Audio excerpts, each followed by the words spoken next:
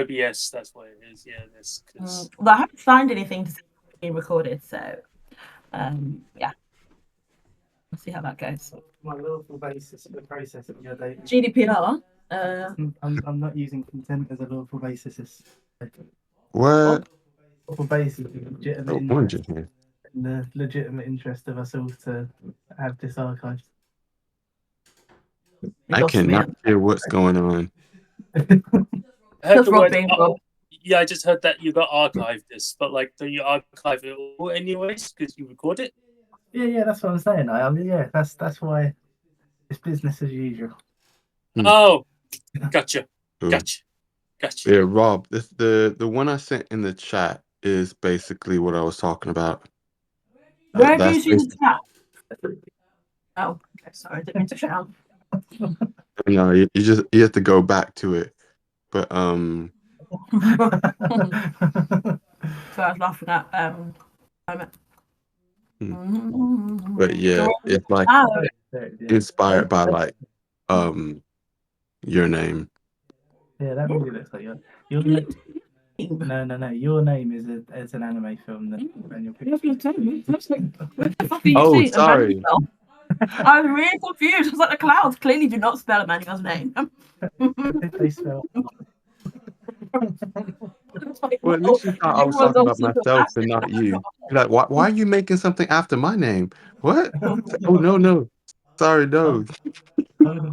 We loved it if we opened it and it was just like Helvetica Rob. Oh, that's very confusing. I mean, oh yeah, I did make a few posters today. I like. We were at the tennis, so I didn't see any of them yet. Ooh, check them out. Are they in the? Where are they? They're in the old film club, the normal film club chat. Oh, yeah, I love that. The normal film club. How rude! Whoa, talk about separation. Well, I mean, he just needs I wasn't sure you guys would be interested in it. I didn't want to like inundate y'all with like random stuff. You'd be like, "What is this? This has no relevancy to this movie." Emmanuel, you did pop a JLo article in the chat earlier today. You know that. That's very true. Yes. I thought you would appreciate that. Yeah, that's true. To be fair. Yes. I was like, I feel like Emmanuel's sharing this because he knows that I would probably have something to say. Exactly. That's what it's like. Yeah, I think it's so awful. I'm sorry. I just can't stand JLo. Really can't. Yeah, it has to be a joke. I refuse to believe this. Like, would she really say that? Such a big sense of ego. Honestly, I don't know what it is. She can't. There's a TikTok going around about how she all of her songs are actually other artists singing for her.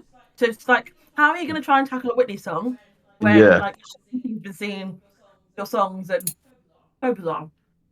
Yeah, and like she won't even credit them. She'll just be like, "Oh yeah, it was me," and then it'll come out that it wasn't her, and then she won't apologize. She won't care.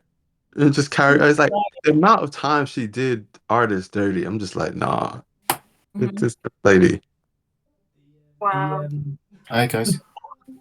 Hey. Hi Ben. Hey Ben. Can you hear me all right? Yeah. Yep. Yeah. It is surreal to see Corey on here before me. I'm in with the gang. Someone comes on time. That was a low blow, Emmanuel. Oh, that was expected that from Alec, not American. Well, I mean, Alex is not here today. At least I don't think he's here today. He should be. He said he was going to be. I thought he was out. No, that was last week. Yeah. Oh.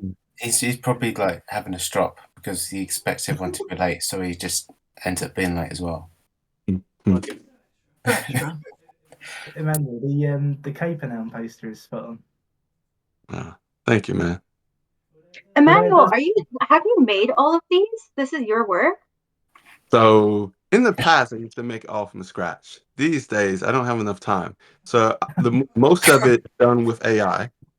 And then I make little edits here and there to kind of tweak the final thing into what I want. Wow. Yeah. Beautiful. Thank you. Yeah.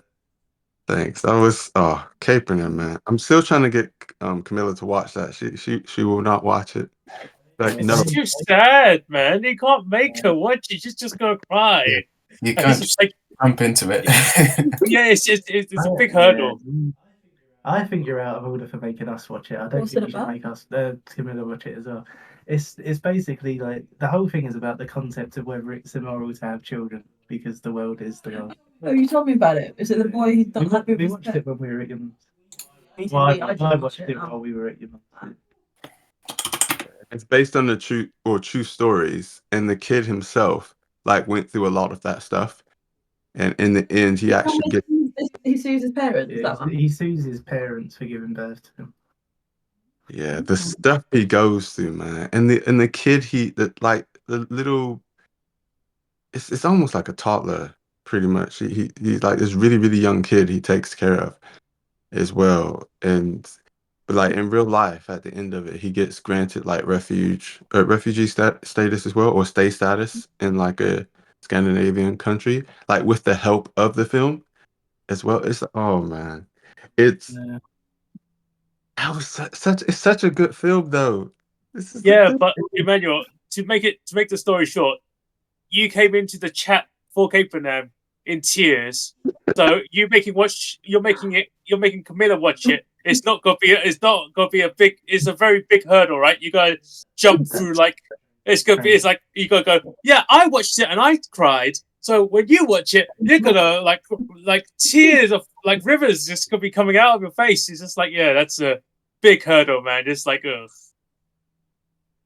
Fair enough. I always remember the Train to Busan call, man, because I picked it knowing that bit would get to you, but I didn't expect you to come to the call still crying. Oh yeah, you're a wreck, and Yeah. that's way. Yeah, I mean, that ending is just after everything. It it does get to you. It's yeah, like that ending is sad as fuck. Oh, Yeah. I can't remember it. It's the girl walking through the tunnel. yeah, singing the Hawaii song, right? I don't know what Yeah, I know what you mean. I don't know the name of the song though. yeah, something like Ohio. The luau song, I guess, is the best way to Yeah, describe it. it is of that type, isn't it? Yeah, it Yeah. just like knocks you for six. And it's it's a masterpiece of a film. Did I cry? I don't think you did. I did. Oh, of course you did, but I don't remember crying. To be fair, this is the only film I remember you crying at. Which one? Swan This? Song. Oh yeah, I was uncontrollable for about 10 minutes. Wow. I don't really remember you crying at any other film. No. I guess I another remember, thing, if it wasn't for like the zombies and stuff, I think Camilla would watch it. And another one, which I think again is a classic, obviously completely different film, like The Quiet Place. I think she would love it if it wasn't for a lot of the tense moments. Because obviously it's Peter thriller. one. no, she's in the prequel. Oh, okay. Yeah, I had to convince Rachel to watch Train to Busan because it was like, yeah, she's not into horror at all. So Yeah, but I I mean, don't know how I convinced you to watch it, but I remember when we watched it and it ended, and I was like, they're like, wasn't that great? And she was like, yeah, it was all right. that's fair. That's like how it happened. Are you guys not really? Well, I mean, is Camilla and Rachel yourself not really into the horror stuff, or are you just like grossed out by it? Well, I was traumatized as a kid from Harry Potter. I cried at Voldemort when I went to see it. I'm sorry. Anything beyond that just felt too far. So Do you know what Rachel has refused to watch because she was traumatized by it as a kid? Space Jam. I really Space don't Jam. like that. I can't. Oh god, I actually made me feel stressed. The cartoon animation and human that visually makes me actually feel sick. So just in Space Jam or in general? Because What about like Roger Rabbit? Rabbit. And Mary Poppins. I've never and seen stuff. that, but I would probably avoid that because of the clash between the two. Wow. Mary Poppins is traumatizing. Yeah, it makes me really uncomfortable because there's like too much going on Oh wow. It's film. There's another It's- weird thing. I'm- But I can't remember what it was. I was scared. Right. Oh yeah, Shrek made me cry when I first saw it. I was scared as well. Oh, Yeah. for that reason. Oh, Oh, I think to be fair, the 2 horror films I have watched is Josh made me watch Nightmare on Elm Street. Oh, well, that is a generally scary movie because it's it's a slasher. hey, that's The one where they have like the bed and then the flames like underneath it. Whatever. I remember that scene. There's like the bed frame. There's a bed frame, and then like the ground opens up. And there's flames. Elm Street. Freddy Krueger. Yeah. No. That's what I remember I don't from think it's that. the first. I don't know which one I watched, but just watch it. And then at school, we had a sleepover. Fuck knows why I was sleeping over at school, but anyway. And they made School. at school, yeah, Inside school. yeah. We had a drama. Everyone doing drama GCSE got to sleep over. I don't know. Anyway, but I watched Donnie Darko, and I didn't like that either. Oh, really? No, I didn't like that. How old were you when you watched it? Well, I was secondary school, so 15, 16. Was you 11? You'd probably appreciate it right now. No, thank you. Hard pass. Because that's more of a thriller than a horror. Would you say? I was not thrilled. It is, but it's like because it's like there's a lot of mental. You can see why you'd be scared by it. No, thank you. I really like Donnie Darko. I think I saw it around about a similar age. Hmm. That's a poo. But the, Routine. He has a poo and then comes up. Why does he have to have a shit every time? Was it like a ritual? yeah, I mean, That's just bad. yeah. Yeah, but Donnie then Darko. at the same age, I was probably watching a lot of Asian horrors, so as well. So I think from quite young, I got a good appreciation when Blockbuster still existed. Mhm. Was Blockbusters ever in Canada? Yeah. Yeah. Like, cool. Isn't the Um, last Blockbuster in Canada? Oh, it's still there. There's Well, one yeah. that they've turned into an Airbnb, and it's like it's somewhere in North America, like maybe like Minnesota. Airbnb. Wow. well, Minnesota. Canada. What are you talking about? We need to go. It's somewhere like sort of either North America or Canada. Oh, okay, I get what you mean. Cool. Really. But yeah, I've been to out a lot of Asian horror from Blockbusters. I was just like, these are some good films. The Nice. last blockbuster. Yeah. Airbnb. It is. Where is it? Yeah, I prefer the psychological stuff. Oregon? Oh, I was way off. Oh, Oregon. Oh, it is kind of America. Yeah. I think that's the same reason I liked a lot of Alfred Hitchcock stuff as well. Because, like, for the time, it was more about what played on people's fears, but rather than just like, oh, here's a monster or here's a jump scare. It's like, no, I'm making a film called Psycho that's going to make you think twice about your next door neighbor. It's just like, totally more credible and realistic. yeah, and that was a big thing. It really made people look out their windows and be like, oh, I'm not sure about John anymore. He's looking at shifty. I mean, John's always pretty shifty sometimes. I grew up with my mum watching Only Fools and Horses, right? And last time I went to see my mum, she was watching an episode, and there was a joke in it that I didn't get when I was a kid, but I saw it this time, and I was like, "Oh shit!" Because basically, it's like a Halloween episode, and there's like a guy outside, like standing in the rain, and they're like, "Oh, what if he's a psycho?" And then Del Boy's like, "Well, he didn't look like he was in his mum's clothes," and I was like, "Oh, Oh, That's great. That's a great reference. Oh man, he didn't look like he was in his mom, man. Yeah, it's the stuff we'll understand when we're older and like have more knowledge and stuff. Yeah, that was like me and Rob growing up with The Simpsons. Is like some of these references went over our heads until we saw the films that they were from long afterwards. Even now in film club, man, like I have flashbacks, and I'm like, oh, that's why Homer said that thing. That was all funny, but now I get it. And it works even better now that you know it. And that's what's the brilliance of it, was that it worked without knowing it as well. Look at these. Oh, wow, that's really cool. Yeah. That's really I wonder if how many of that are actually. That's really cool. Oh, cool. How common are those, Corey? Do you know? I've never seen one around here. Like here, we have like free like book libraries around in neighborhoods, but I've never seen a free like DVD Blu-ray library like this before. Oh wow. That's such a really good cool. idea. Yeah, Yeah. you'd love that. Yeah, I would do. Oh god, you're gonna put one on our driveway now, aren't you? I can tell. Like it's. And if they locked the front door of it, they can call it cock blasters, bock blasters. So that didn't sound as good as it did in my Okay, then. Interesting. Yeah, ignore that, man. Kind rewind. That's a nice reference. Yeah, that was a good film. Feet stupid. Don't want to dance because your feet stupid. Oh, Pat's here. Oh, It's Pat. Feet too big. Yeah. I hope it's not joined us on the toilet still. Boom, boom, boom. Dun. I can't believe we've all got here before, right? Where is he? What's up, guys? You okay? Did you have a nice poo? I don't want to go there. Oh, what's it? I know.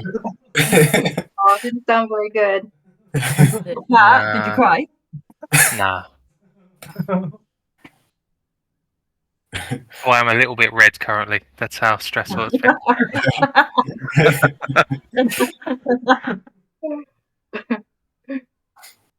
We have to wait for Alex. Is that a thing? Waiting for people. Sometimes we just take the time and go, oh, let's just start. Yeah. well, Yeah. 10 to 11. oh, I mean, it is guest round, so it's really up to the guest, really. Yeah. Good. Rachel, your call. Yeah, you're Yeah. Give him a few more minutes. all right. Until 1:45. He hasn't replied in the chat, has he?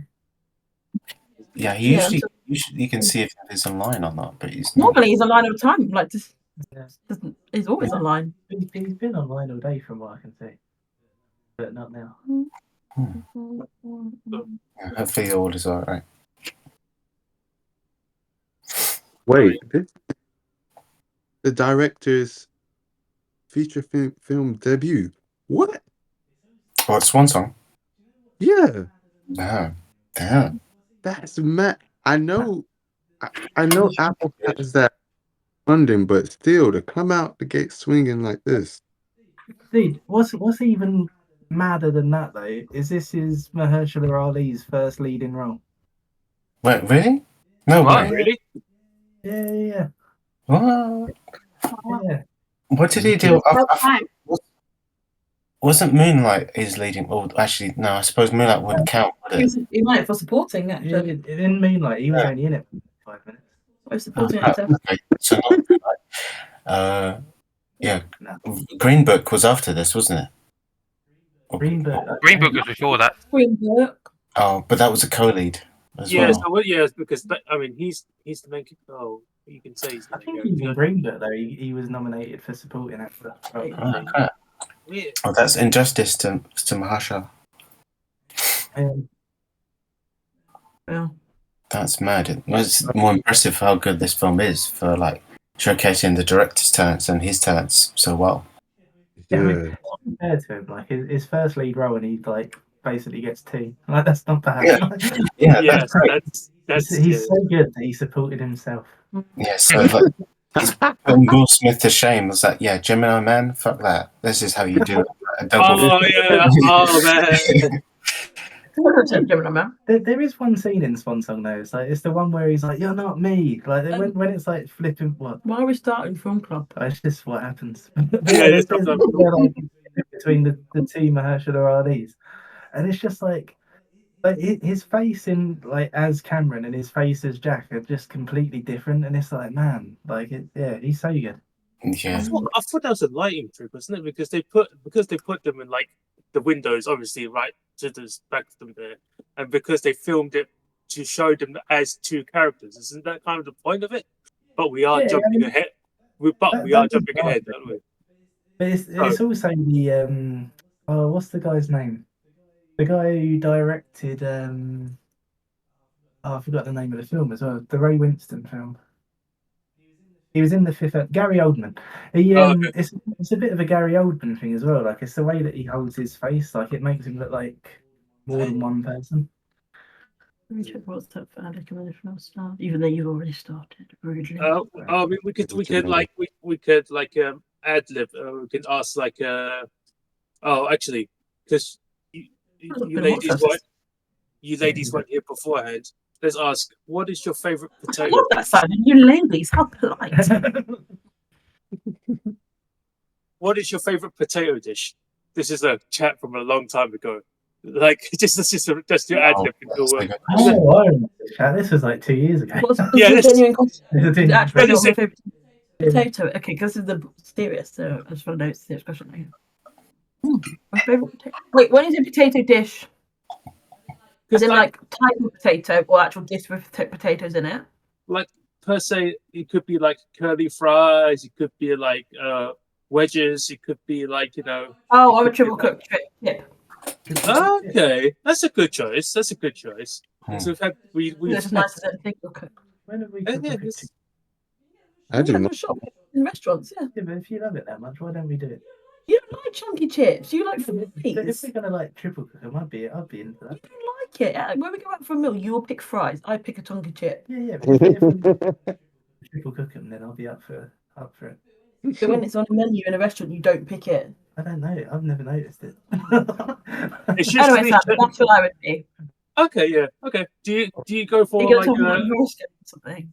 No, it's just no, it doesn't mean anything. It's just a quick question. The conversation that started because I wanted a food van, and I thought pretty it'd be much. just to like build it around potatoes because you can do so much with potatoes. So like my whole stock could be potatoes, and I could sell chips, curly fries, wedges, jacket potatoes, everything. Match. Yeah. What about you, Corey? I missed the question, but I've been hearing the answers. Your favorite is it poutine? Potato dish? My favorite potato dish. Well, do you know what is definitely near top? Is I brought it up the other day. Is poutine. Good choice. That's a good choice. That's delicious. Yeah, it's very good. And I didn't get Ben to try it, but he'll have to next time. Yes. Alec is here. Okay. Alec, Simon, did I answer this? Because I'm pretty sure everyone did answer, but it's been a long time. It just popped up into my head because of the conversation that was happening in the chat, and I was like, "Oh yeah," because we haven't asked. They're in the group, but we haven't asked them the questions before. So I was just like, "Yeah." Potato dishes, poutine is a good choice. I think we've all universally agreed that gnocchi is terrible. So that's about it. Oh, gnocchi is all right. You're having it with. You don't knock it. Exactly. Yeah, it's not like my favorite, but I do like it in pasta. Yeah, I wouldn't like it. It would be my first choice, but I wouldn't like reject it. I think my choice would be like tater tots. Oh yeah, they're good. Yeah, that's interesting. You nicely see tater tots. I see the Swan Song conversation's got off to a flying start. Oh yeah. And we wouldn't be in this situation. No one round Gillingham can fucking park. I'm sorry. I'm sorry I'm late, Mr. Clarity. Oh, okay. So it took you 45 minutes to park. Yeah. And it also took 45 minutes for Pat to poo, so there we go. No. I was watching football for part of that. It did rain in Germany, so yeah, that's probably why. Yeah, there was like a 25-minute delay because thunderstorm. It might have been, but for when film club starts every week. Yeah, it's a bit of a ritual for you, Pat. Go just before film or poo. It's only a little bit of a ritual, but because I think we have started now, or maybe you have started your OBS now. I have arrived, therefore we have started. So we should go already with. Started. We should start with the very. Rachel, why did you pick this film? Oh gosh, why did I pick this film? Because it was one that obviously Rob and I watched as part of our own film club. I can't remember how long ago it was. Before Christmas? No, it would have been about like 3-4 months ago. I think it was longer. Anyway, yeah, it's a film that we picked. I have, I guess, quite a not weird. I have an anxiety about death as it is anyway, which Rob knows, and so I think the kind of I don't know, subject matter interests Start it me. light. And and I think also just the kind of you know, potential, I guess, that something along these lines could happen at some point in the future. I think is something that's quite interesting to think about and to explore. And I think where like morality and ethics and kind of sit within that, especially kind of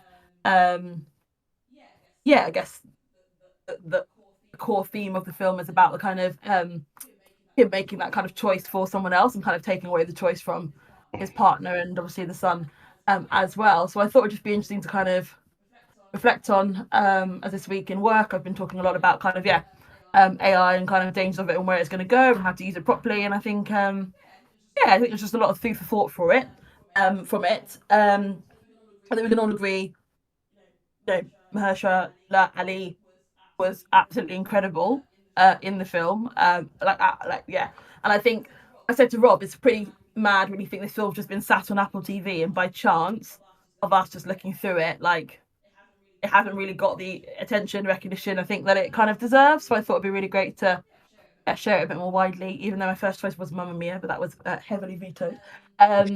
Yay! Don't worry, Rachel, I got you. No! I'm gonna pick it. Glad that the fault of Mamma Mia upset me so much. But I think it's just a really really powerful film, and I've never been so emotionally ever affected by a film like that. It takes a lot to kind of just move me and kind of I don't know, just was I think my reaction to it just felt like it was really worth sharing with other people. And like I said, I think it's something that could be something we expect to happen, maybe not in our lifetime, but definitely can see us going towards it in future. So and obviously, like I said, spotlighting the wonderful acting. And I think it took 10 years, I think, for the director or for Benjamin, what's his name, Cleary, I think his name, to write. So it's kind of 10 years. I mean, it's a bloody long time. But I think yesterday, watching it a second time, I think I had a much bigger appreciation for actually how carefully crafted it is. There are definitely flaws, and I'm sure we'll come on to that. But I think, just about the thought that's gone into it, it felt really worth sharing. So that's why I picked it. Yeah. Very good. So, in light of that, Simon, why'd you give it 8.5 for impact, you dead, soulless fucking something? Because straight up, when I haven't watched this film before, because again, it was on Apple TV. It had a slight reminder of an unfortunate film that was also about cloning on an island, and it was the film is called The Island with Ewan McGregor and like Scarlett Johansson. Unfortunately, I wasn't quite sure where this film was going to go, and unfortunately, because of that film, it made me go, feel like the concept has been done before. But that's not just like that film. I feel like this one did it far better. Yes, absolutely. Oh, 100%. I haven't even seen The Island, but I know this did that way better. Yeah. I think it depends. I've not seen the other film, but I can see why. Because we discussed this last night, didn't we? Like impact and purpose in a way. Because like, is it about a warning or like an awareness of what could happen, and that's the focus? Is it about kind of like sacrifice and kind of? I don't think it was fully clear with the cloning part. Kind of, I don't think it really focused on like the actual ethics of it very much. I think that was kind of. I think it did. I did. And I wanted to know a bit more about like Glenn Close's character. I can't remember the name, the doctor. So there were some bits I just felt were kind of undeveloped in terms of what did he actually want. Like, I think it was more about family and sacrifice than it was around AI and the kind of the cloning and the like awareness of it. If you see what I mean. No, I think there's both parts to it, because there's the whole thing about him taking the choice away from his wife no matter what he does. And that's kind of, that sort of railroads him into doing something one way or the other. And then it becomes the ethics of whether you die on someone or you prevent dying on someone. And then there's also the clone having to live with like the knowledge that he can like pull the plug on him whenever he wants, really, because Oh. he's not comfortable with it. That's only for 2 weeks, though. Yes, because it's for 2 weeks, the impact is lessened. But yeah, no, sorry, I'm just being ironic. That's silly. Yeah, you are sorry. Sit in. But I think there's another thing that I thought was really interesting, right? So Rachel was reading a review earlier, and one of the criticisms in the review was that you've got all of this technology, but they haven't found a cure for what you presume to be cancer in what Cameron's got. Even though they don't say it's cancer, it seems like it probably is something like that. And yeah, one of the criticisms that it was that you're able to clone people, but you can't cure what he's got. But I think that makes it more interesting as well, because then it becomes like, rather than it being a flaw of the writing, I think it becomes, well, you're in a world where this is possible, and you would rather do something like this than try to cure it. Like, it's because you've got the whole thing about like rewriting his DNA so that it doesn't happen again. So it's like, well, the choice then is that it's more, I don't know, sustainable for one reason or another to clone people than to cure them. And I think that's really interesting as well. Yeah. I was actually slightly worried that they did clone a part of that, or a part of that did actually affect him, because he was having that nightmare sequence when he was having the dinner, and he got like that. And he was like holding his head. I was thinking, oh no, the clone actually has the same sort of like brain problems, and it's just gonna repeat itself in its own like sort of like multiple lives sort of way. It didn't happen that way because it was a nightmare, but it was like there is a whole. It seems a bit. I mean, it's sci-fi because of all the technological stuff that we see in it with the cloning and stuff. But it's less about the sci-fi and more about like the incredibly human elements that are, the characters themselves. That is it worth him? Is it worth him like just dying and being with his family, or do I have the whole point of the Swan Song like an encore with to extend his life and like have that with him? But it wouldn't be him, and I think that's obviously the main focus of the film, and I feel like it's not an easy answer. No, easy. Yeah, it's not easy. It's not a question that you can easily answer because it's so. There's many layers to what could be the correct answer, even though there isn't really a correct answer in this case. But it's just like, what would you do in that situation? And that's hard to explain. And that's it. That's a good jumping off point. I feel like we've all kind of had a little speech session. We all kind of like go around and do like opening statements with like, would you be able to do this? What would you do with your loved one? Yeah, that's a good one. Opening statements for this one. Who wants to start? I'll start, but mainly because I also wanted to add something on to what the last part of that conversation. So the kind of two things I would say about maybe what people say, like try and criticize when you were saying, oh, they couldn't cure the cancer, blah, blah, blah. The thing he did make a point that he said one point in the film, if we actually did what like my wife would have liked to do, because we didn't really tell her about the headache, we would have gone to the hospital and then it would have been caught early enough, and then that would have been it. He probably had some kind of rare form where it advances really quickly. And at the end of the day, no matter how good technology is, like maybe if he's like super rich, it can like prolong his life. But if too much is damaged, they might not be at the point where they can reverse things. But if they're creating it from scratch in the cloning way, they can basically use something like Cypher, which already exists, which you can technically use on babies and stuff, but it's not, it's the same kind of thing you can do, which is not allowed in many countries.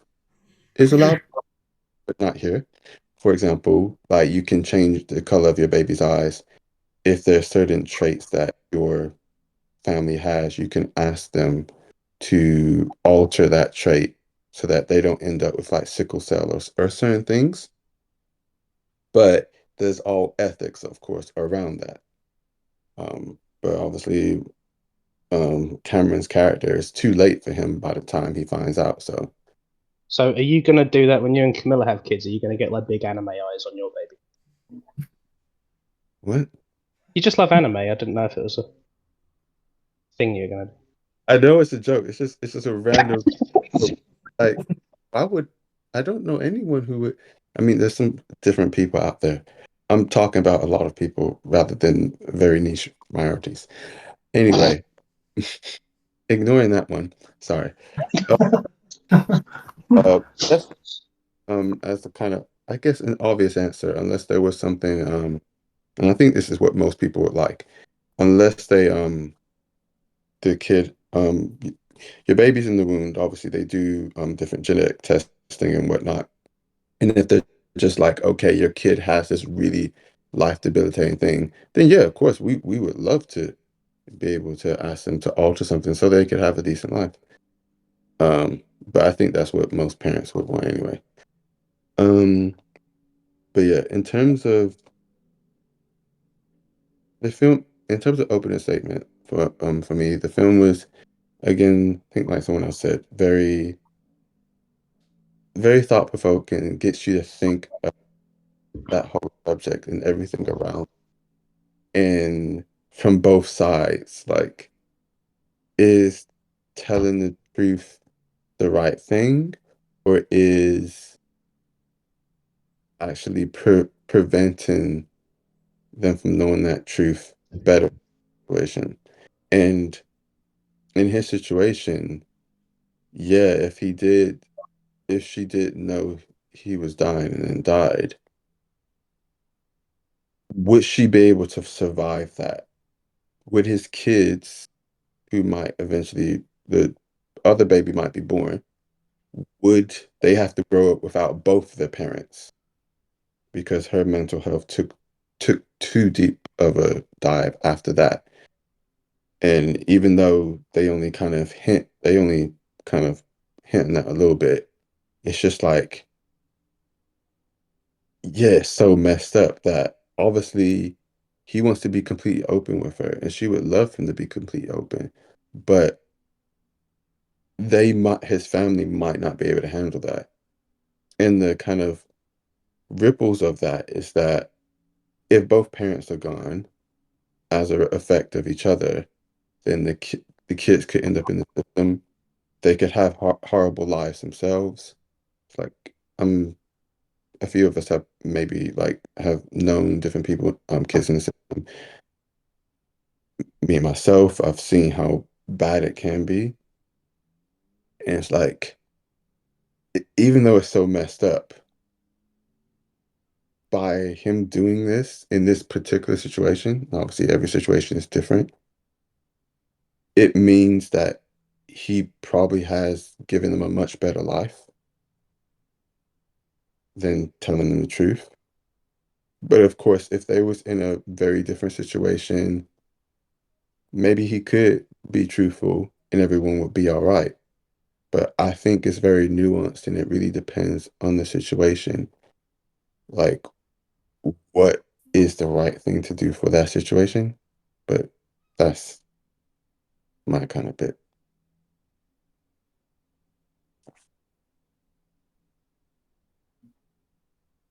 Alrighty. Corey?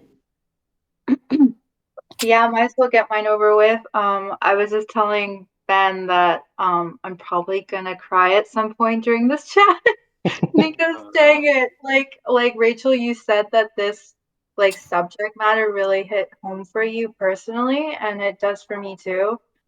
And like just contemplating, like imagining it and applying it to my own family and friends and loved ones is just gutting. It was a real, but that was a really interesting question. That provoked a lot of stuff for me, thinking about, would I do this? Would I like, would I do this personally? Would I want like a loved one to do this themselves? And that like brought up a lot of questions in my mind.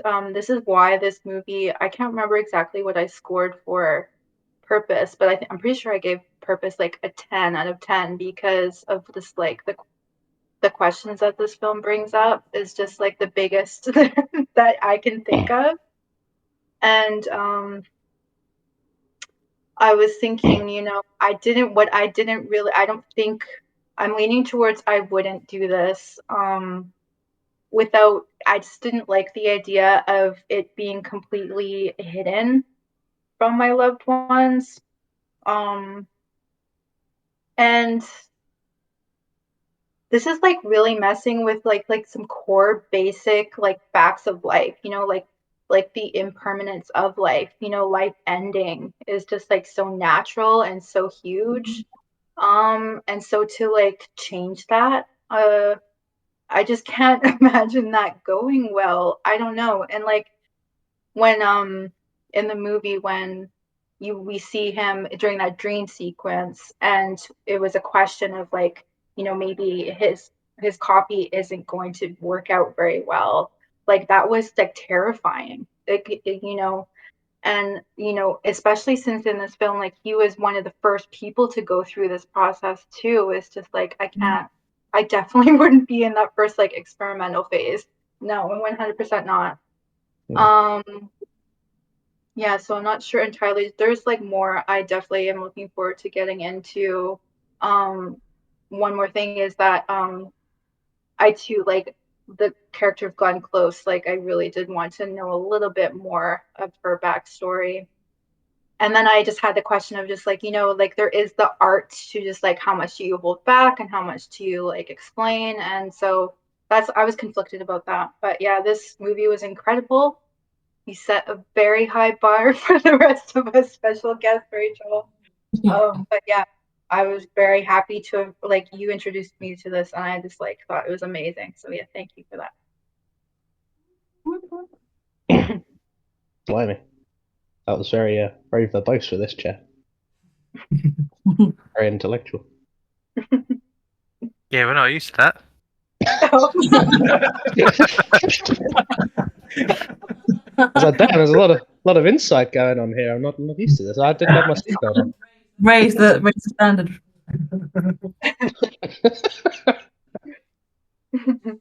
Just off, there was nothing. I can't remember if there's anything mentioned.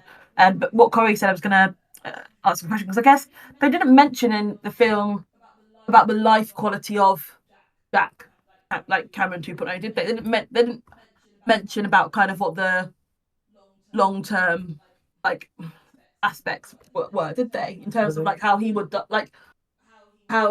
would he just now be relatively healthy for the rest of his life and just die naturally? I don't think he would be relatively healthy. I think they altered his DNA so that he wouldn't get the exact thing that Cameron got. Right. Okay. But I don't think that means he's not going to get anything. Okay. Yeah. Okay. I feel like though, if you're already fucking about with his genes, you might as well make it so he's not going to get anything else. Yeah, I guess it would be a bit shit to go like, well, he is fine, but he has also got a tumor. So like, is that part of the other ethical thing about the organisation though? Because if you do look at it as being more sustainable to them to clone people than to cure people, then is it also more sustainable to them for them clones to get ill again? That's that would be a way to exploit it. Yeah, that's a terrible question or double thought. Money wise, I think from their point of view, by the time he gets to the 5th clone down, they just look like jam. Oh, dude. I think there's two things that I would think of personally why they wouldn't mess around too much. One, the less you mess around, the less that can go wrong that you didn't intend. And of course, as much as we understand now about genes, we don't know everything. And I know this is in the future, but it's still experimental. So they still aren't 100% sure like what they do will be 100% successful. So of course, a lot of things in place to try and monitor and make sure there's no crazy stuff that happens. So if you're only trying to cut out or stop one thing, then hopefully it would be sustainable. but also in the second thing, if you make them too good, then the loved ones could start noticing, hey, why don't you ever get sick anymore? You used to have that limp you always had. Where did that go? Like, And if why? they did that, they'd be ripping off Unbreakable. You can't rip off two things. Then Exactly. Simon will hate it. I mean, The rules are you can have an idea, right? And if you do it shit, bad luck, okay? And then everything after that wants to tackle similar subject matter, you're fucked, mate. We already did it one time. So even if you've done it better than the island, bollocks, you're done. I'll just will you wait until we hear what I have to say about it. which is continuing the opening statements. Ben, what was yours? Yes. Tell us how it's like fishing.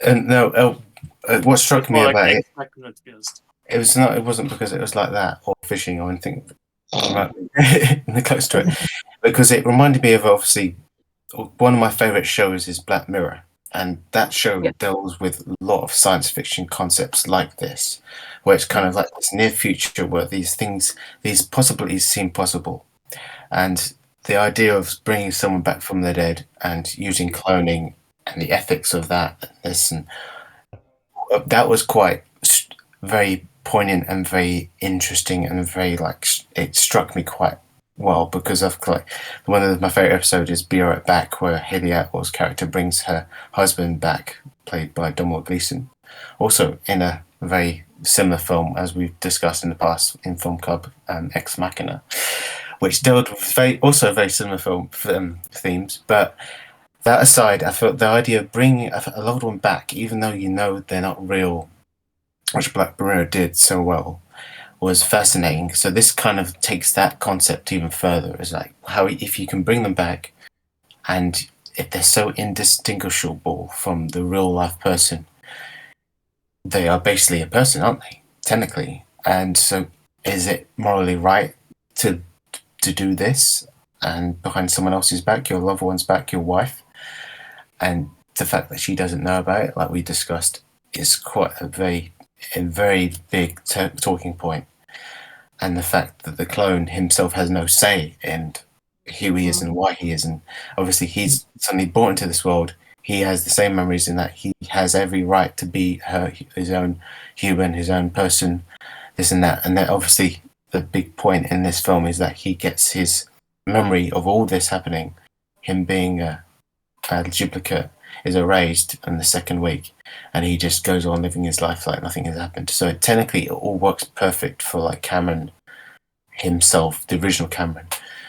At the end of the day, is it morally right to do this, to bring a person into this world and make sure they just suddenly become a doppelganger of the real person they are?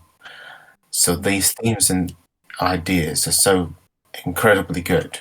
And that's why, obviously, I love the science fiction genre. As obviously we talked about Planet of the Apes, it brings these great ideas to the forefront in a way that kind of like palatable for audiences to kind of experience and enjoy. And for like on the surface level, it's fun and interesting, and it's just a good story. But then you stop to think about it, and it's like it makes you reflect on your own life, your own friends and family. And it's like, could you do this? Could you be in Cameron's shoes, do this and that? So that's what's so good about this film, is that it allows you to kind of go through it with Cameron, go through it with his character's journey, because you have this doubt of him suddenly going, yeah, I'm going to do this. Oh wait, no, I'm not going to do it. I don't want to do this anymore. It's not right. And then he changes his mind. Then he changes his mind again, which is so kind of realistic to most people and how we'd all go through something like this, because you'd be so like doubting yourself and constantly being like, oh, I don't know if I could do this, it's not right. Then you just suddenly think about it and it's like, oh crap, I'm going to die in a couple of months. I have to do it. No, I can't do it because it's not me. And it's crazy, but it's relatable. His struggle is relatable, and that's So why. would you go through with it?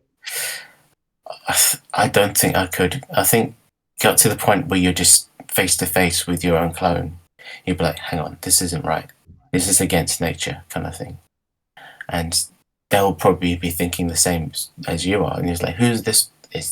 Why am I the clone of this person? What's going on? It's kind of like, why don't they have their own mind? And I have the same memories. What's going on? It's just not right. And I think the striking part of this film for me that was kind of really, really subtle, coming twice in this film, is when the dog, their own little dog, their pet, notices that when Cameron's clone Jack comes into the home, the dog just barks and just is not happy, and that's kind of like it's a telltale sign of like animals seem to have the sixth sense. They know what's right and what isn't, and like that dog was zoned in on that. And obviously, when he came back with the two of them in the same room, and the dog was like, I can't do it. It's strange, and he just like ran off. So it says that animals just sort of tell, and it's always the little yappy bastards, isn't it? Yeah, the little yappy dogs, no matter what, they'll be like. But yeah, it just shows you the theme is like this isn't right. This isn't technically morally good to do, but in the end of the day, it worked in this film's case. It worked for Mahershala Ali's character, Cameron. His character got his break, his closure, and everything kind of resolved in a bittersweet, happy ending. But it leaves you wondering about all the people that follow him, and this company, like you say, they would probably eventually exploit it, and they'll be like, how much money can we get out of this? We can make these clones flawed. We can make them this and that. We can make them like, because in a lesser man's hands, this film could be like a B movie, kind of monster movie, science fiction, schlock horror, where the clone turns evil and this and that. It would be a fun ride, but it wouldn't have the poignancy this film did, because it had this so much restraint. Like, we're not going to make Jack turn evil. That would be stupid. That's just, it's not as interesting as him being just like normal, perfect in every way. I think that's what I liked about this, because I was expecting a little turn with Dr. Scott where it was going to be revealed that she was like evil all along or something. Yeah. And I was really happy that they had the maturity not to do that.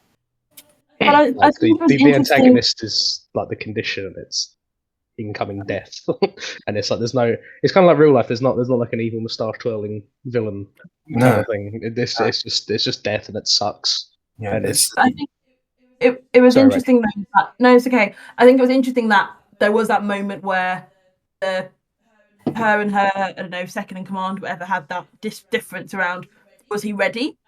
And I guess you kind of start to think about, well, what is the long-term risks, right? Because actually she felt he was ready, and what was it about him that showed he was ready, and what was it that kind of the other guy wasn't happy with? What? I don't think he was ready to her. I think she just demonstrated that she was willing to cut corners for her own ends. Because you know the bit where she mutes herself. Well, she mutes herself because she calls him Cameron, doesn't she, rather than Jack to that's to him. Like, she's cutting a corner in order to. And this is where I think the point about her being quite I wish she was explored a bit more, because she said something at the beginning about like knowing what he was going through, or knowing, and it kind of, I was like, is that firsthand? Is it second? Like, what do you mean by that? Because, and she kind of came back to it at the end, and I felt that was so unexplored, because I guess you could argue when he what's it called? She kind of had good intentions in the sense that she knew he was really unwell and kind of wanted to do it for, I guess, his family, right? She could kind of see the good impact. But then that kind of, that moment, and kind of, I guess there is still some, or is there still some potential risk? And the fact that Jack's kind of gone out there and someone's kind of not deemed him ready, she's kind of pushed for that. But I think, I don't know if anyone else felt this. It might just be, maybe I don't know. But I guess it's kind of like, I got the feeling that Jack was almost more empathetic and kinder and maybe a bit more understanding than Cameron was. Like, even though he was a clone, I don't know, I kind of got the sense of, even though I mean, like, this, I guess I'm kind of slightly doing my opening statement, I put it on already, but like, I guess in the sense that, would you do it? I kind of feel like there was maybe a hope from Cameron that Jack, or Cameron 2.0, could almost like give his wife, not just him alive, but also maybe kind of like something that he couldn't ever really give her because of the illness in itself. And there was like, and that kind of empathy that he showed when he could see that Cameron was struggling with the decision, I think, and like was trying. So yeah, I don't know. I just kind of feel like there was a motivation from Cameron of feeling that maybe he was going to be able to almost. You never see it happen, obviously, but he was at least maybe able to fill in the like little bits of love, extra love that she was really desperately craving. I think to be fair, like, I mean, if you take someone with a brain tumor or whatever and take it out, then they're gonna suddenly be more empathetic. Yeah, as a result. yeah. So yeah, I'm sure that is part of it all. But I think the thing that the way I kept thinking about it, and it sort of comes from the line from the doctor where she says, you know, you can either go home and tell your wife that you're dying, or you can not tell her and you can carry on with this. But either way, you're making the decision for her.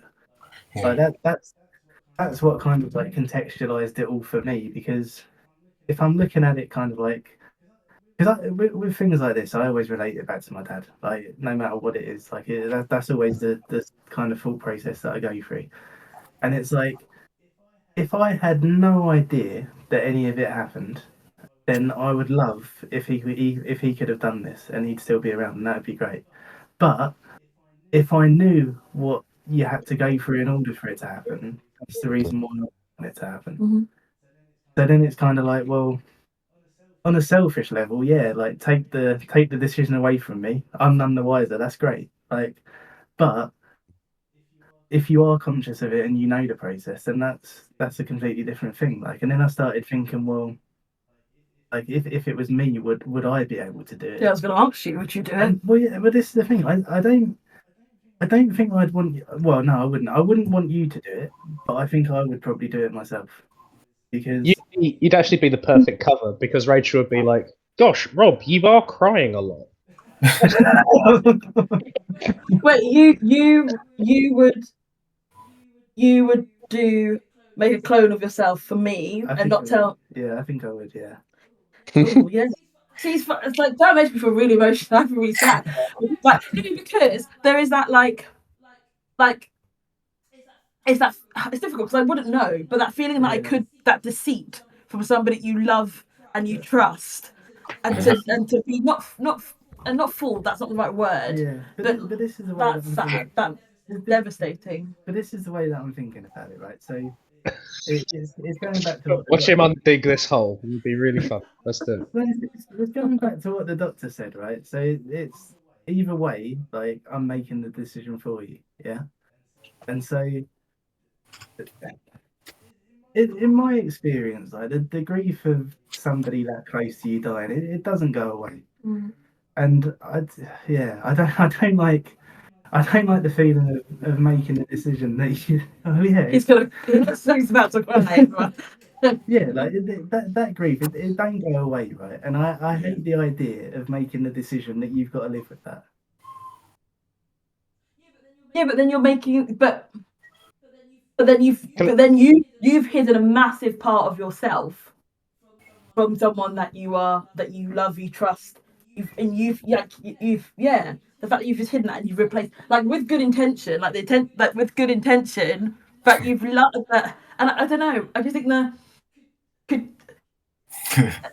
yes, on the one hand, but could you really let that person like wake up every day and be like none the wiser about the fact that isn't actually. This is the only thing that kind of like muddies it a bit for me. It's the scene with the dog, right?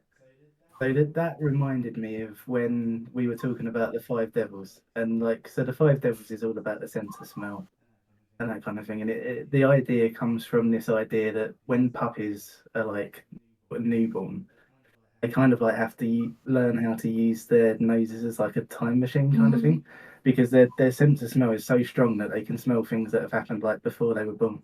But they need to learn to differentiate between like smells that are happening now and smells that have happened like years ago. And so that with a dog, when he comes in and he knows that Jack isn't Cameron, I was thinking like, oh well, maybe it's the sense of smell thing, because even though like he looks like Cameron, he's got all the memories of Cameron, and like he's got all like the personality of Cameron, the difference between them is that he hasn't got the smells of Cameron because he hasn't been where Cameron's been. So it's like the difference. That's how they know. He doesn't have the terminal illness, which there has been research into that, like dogs. You don't smell like cancer. Yeah, no, dogs. Yeah. Dogs can actually, Really? Smell that. Yeah. You haven't got the trademark cancery smell of Cameron. You must be Jack. Get out of here. Like stories, people who were their dogs got really concerned about them, and they thought, why is it getting so close? It's so worried. Okay, and they've gotten checked. And it's like, okay, I'll go to the dog and get checked, and it's actually been like something really serious, and it's actually been cancer, or whatever. And they've caught it early enough, and but because their dog was really, really like unusually worried about it, so maybe it is something. Whatever, let me just get checked because I wasn't feeling great. So you've got a point, Rob. Good point. Yeah. Although, Rob, can I get Rob off the hook though? Rob, you don't ever need to do this, because if anyone's actually going to notice that you're not real, Rachel is going to notice that you're not real. If no one else in a million years, what Rachel's going to notice. She absolutely will. I wouldn't get away with it anyway, because if I had a clone and someone asked what his name was, he'd be like, "I'm Jack." Oh shit! And it's like, no, we wiped that memory. It's like, I don't know what to say. Call him Bob.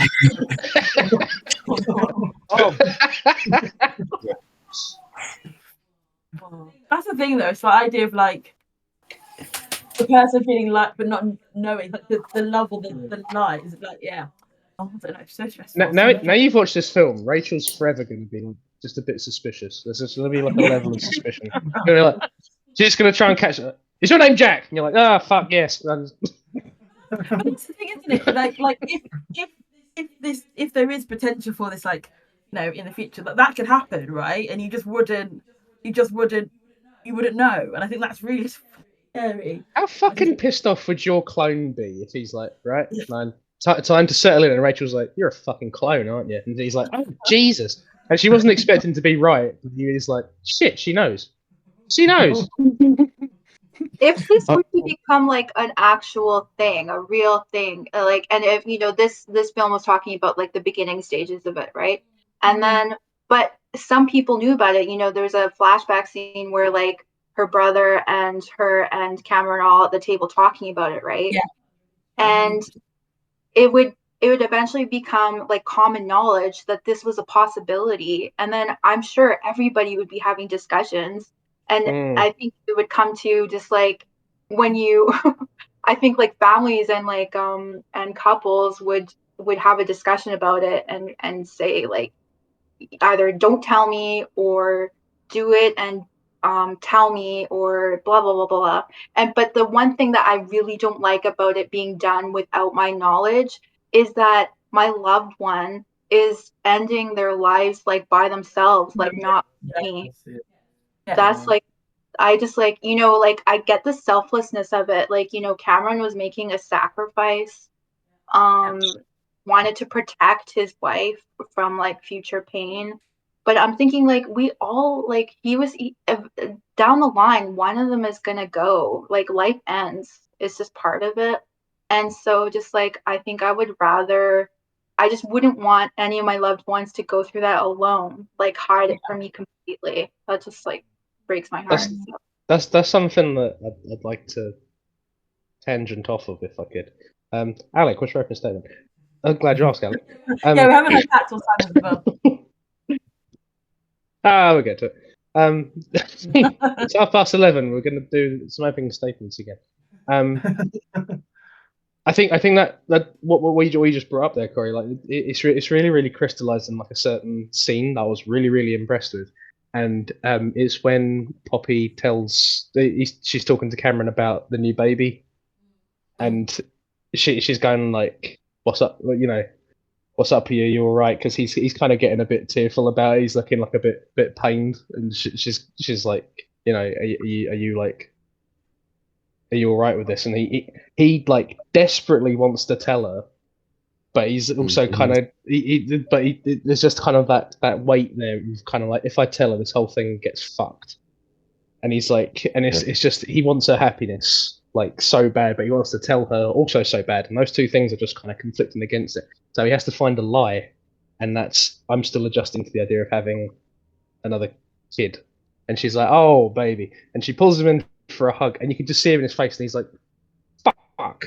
And like, there's so many like emotions going on there, and there's so many dimensions to it, and I thought that was like an incredible little bit of acting and what it's like that he is actually he feels so isolated about it, where he only wants her to be happy, and but at the same time he needs someone to talk to, but at the same time he they haven't been going so well just lately, and the last like kind of longish period of their relationship has just been a bit not right, and it's just looking like it's about to get back on track, and it's going to get back on track with this baby, and it's just going to get back on track just in time for him to just die, and it's like he's never actually going to get back to a point of when the relationship was normal.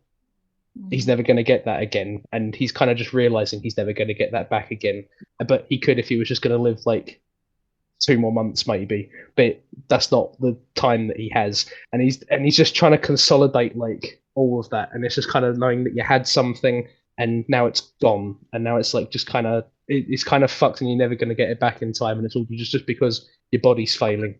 And why is your body failing? Because you couldn't open up to her. And why weren't you opening up to her? Because her brother died and you felt like she abandoned her. And he's just kind of like, I was so impressed with it because there were just so many dimensions of just loneliness and conflict and just wanting to get back a little bit of what you had before. And it's all just in his little facial expression of just going like, and he just can't, just from being unable to be honest about it, because being honest about it means that she can't have that fantasy, or she can't have that like thing that he wants to have. She can't, she can still go back to what their relationship was when it was normal, but he's never going to get to be able to experience it again. And there were so many like dimensions to it, and I was just like, fuck, man, this is such a simple concept, and you just mined you just mined every single dimension out of it, and it's just it might just be me projecting onto it, but like, No. It was so powerful, just that facial expression he made, just that anguish. I guess I thought it was interesting. I guess that, like, I did think if her brother hadn't have died, for example, would his thinking or thought be like any different in a sense of actually maybe he have not seeing her hurt so much from her brother, like was possibly part of it, like that breakdown that I don't think he even expected she was like capable of, and obviously loss and grief affects people in different ways. But so is this film saying that cyclists ruin everything? Because I agree. What? If you go on two wheels, you're ruining people's lives. I've always said this. It might be Alec, who knows? But I thought it was interesting, I guess, like the conversation that they had at the table about the project, or the test or whatever, and then her kind of being like, oh, would we have it with mum? No, you'd be able to spot it straight away, and then like we'd bring mum back if we could. So she kind of like her own. Imagine maybe when Andre died, maybe actually she would have loved, like, well, no, because it was an accident, I guess. So yeah, it wouldn't have been able to kind of been planned. But I just wonder if that hadn't have happened, would that have maybe changed his thinking? I guess I think it would have changed majorly, because something like that in a relationship, the fact that they actually made it through that, a lot of relationships don't. On the other side, and long story short, I've been through something like that. Are you a That's what bloody clone? No, my first. You would say no, though. You would say no. Basically suffered at not making it through something like that, because it can change someone. Yeah, So even if you, as the partner, are still there supporting them and still loving them, they could be forever changed and not be able to, and feel too guilty to carry on. So, like, I would imagine that he might not even really properly considered that, especially like how much he felt. But he like Rachel was mentioning, what she already went through and what he thought she could and couldn't take, and about his current kid and his kid coming into the world, that's a lot. And yeah, I could imagine it probably would have been a different situation if her twin brother was still around. Yeah. Emmanuel, did you answer the "could you do it" question? Because I'm actually very interested in your answer. Because on one hand, you are a very big technology shagger, but on the other hand, I can't imagine you making a decision without Camilla's permission. The crap. These things, man. You love it. I was You're just like, oh, tech. I need to in that. Yeah, I'm into tech. I was very vague and indirect, but I'll be more direct. But before that, I just wanted to say something to what Ben said earlier. That was such a you thing to say. Just like, I'm going to be very direct, but before I am, I've got something else to say over here. Yeah. I think the term he was looking for, Ben, was planned obsolescence. Just like you get with lots of tech these days and lots of commercial stuff, unfortunately. And another movie that kind of reminds me of that and kind of shows that aspect in a way in terms of living longer time, even though it's not a great movie. It's meh. It's In Time. If you remember that movie with Justin Timberlake. Oh, right. So second point it. Okay. For anyone who's seen it, or anyone who hasn't seen it rather, it's the concept of they basically have a way of prolonging people's lives. I mean, here they make it more of an extreme, but only the rich are able to buy more time, literally. And anyone else who's poor who wants to get this more time, they have to like really struggle and work like slaves to get more time added onto their lives. And they're able to stay at a certain age as well, like stay young forever, pretty much. Yeah, it's the whole kind of thing of like, yeah, if this went far enough, if they went into the future with this film, like how it ended up, yeah, I could easily see that happening where the rich can use it all they want. And I mean, you have that concept in a lot of films. It's just not all, it's just not often in really good films. 'Cause that's where there's even another film recently with like Channing Tatum in it. Is it like Saturn Rising or something random? Jupiter Ascending. Saturn Rising is close, but no, it's Jupiter. Thank you. It's another part of the solar system. If you just broken out your thesaurus, you'd have found it. You know what? It does remind me of another film that come to it. Someone won't like go insane, or Alec actually as well, because it was a Ryan Reynolds movie. Oh, with Ben Kingsley as well, where he kind of like, I think me and Pat saw it, but it's like the idea of him going and cloning himself, but it wasn't like him. It wasn't cloning of himself. Sorry, it was like basically Ben Kingsley's character was going to die, so he wanted to put his in a younger man's body, Ryan Reynolds, live out his life as a person. So that was different. It didn't have the emotional, but the idea of that was still really fascinating. And what's good as that? It's just the idea of moving your mind into something else. God, imagine dying and you want to just continue your existence as Ryan Reynolds. Like, you can't. Ryan Reynolds, Ben Kingsley, one of the best actors, and he goes into Ryan Reynolds. No, you're better to die as Ben Kingsley than in existence as Ryan Reynolds. That's what I say. But like in that film, it was kind of like he had the money to do it. He was a millionaire. He had this company was the only company in the world that did this thing. And God, did Ryan Reynolds write it himself? Did he go like, I want the acting talent of Ben Kingsley? So it's just a wish fulfillment. I can't remember who wrote it, right? But yeah, this film kind of like begs the question, not as a dig in any way, but how did Cameron's character do this? Was he like was he a better tester for it? And since that he was been shortlisted to be one of the first to do it. Just said the doctor referred him, didn't they? Yeah, a He was referral. lucky. He was lucky enough to be the patient of that particular doctor, Yeah. and she was doing her own trials on the side, not legally, not sanctioned. But she was like, you know what? Since you're my patient, there's another possibility you could explore that is in trials at the moment. You know, Yeah. if you wanna go through with it, you can come down. We can talk to you about it. It sounded very much like that. Yeah. Yeah, so basically like the severity of, I guess, like there's no other options that I can do. Well, Is that's, this a referral? But we can. That's what I got from it. no, but that's another ethical question about like whether it's sustainable to like the medicine industry, isn't it? Because this doctor seems to just have like a conveyor belt of people going into this program. So it's like, well, if she's pushing people into this, then what's her motivation to try and cure anyone? Yeah, because if it isn't money, because it's like in this day and age, well, as right now, it kind of like this is pure science fiction. Because if this happened right now, like today, that the person doing this would not be able to afford to do it if they're just a normal average person with an average income. Is that this treatment's going to be like $50,000 per day. It's going to be like great.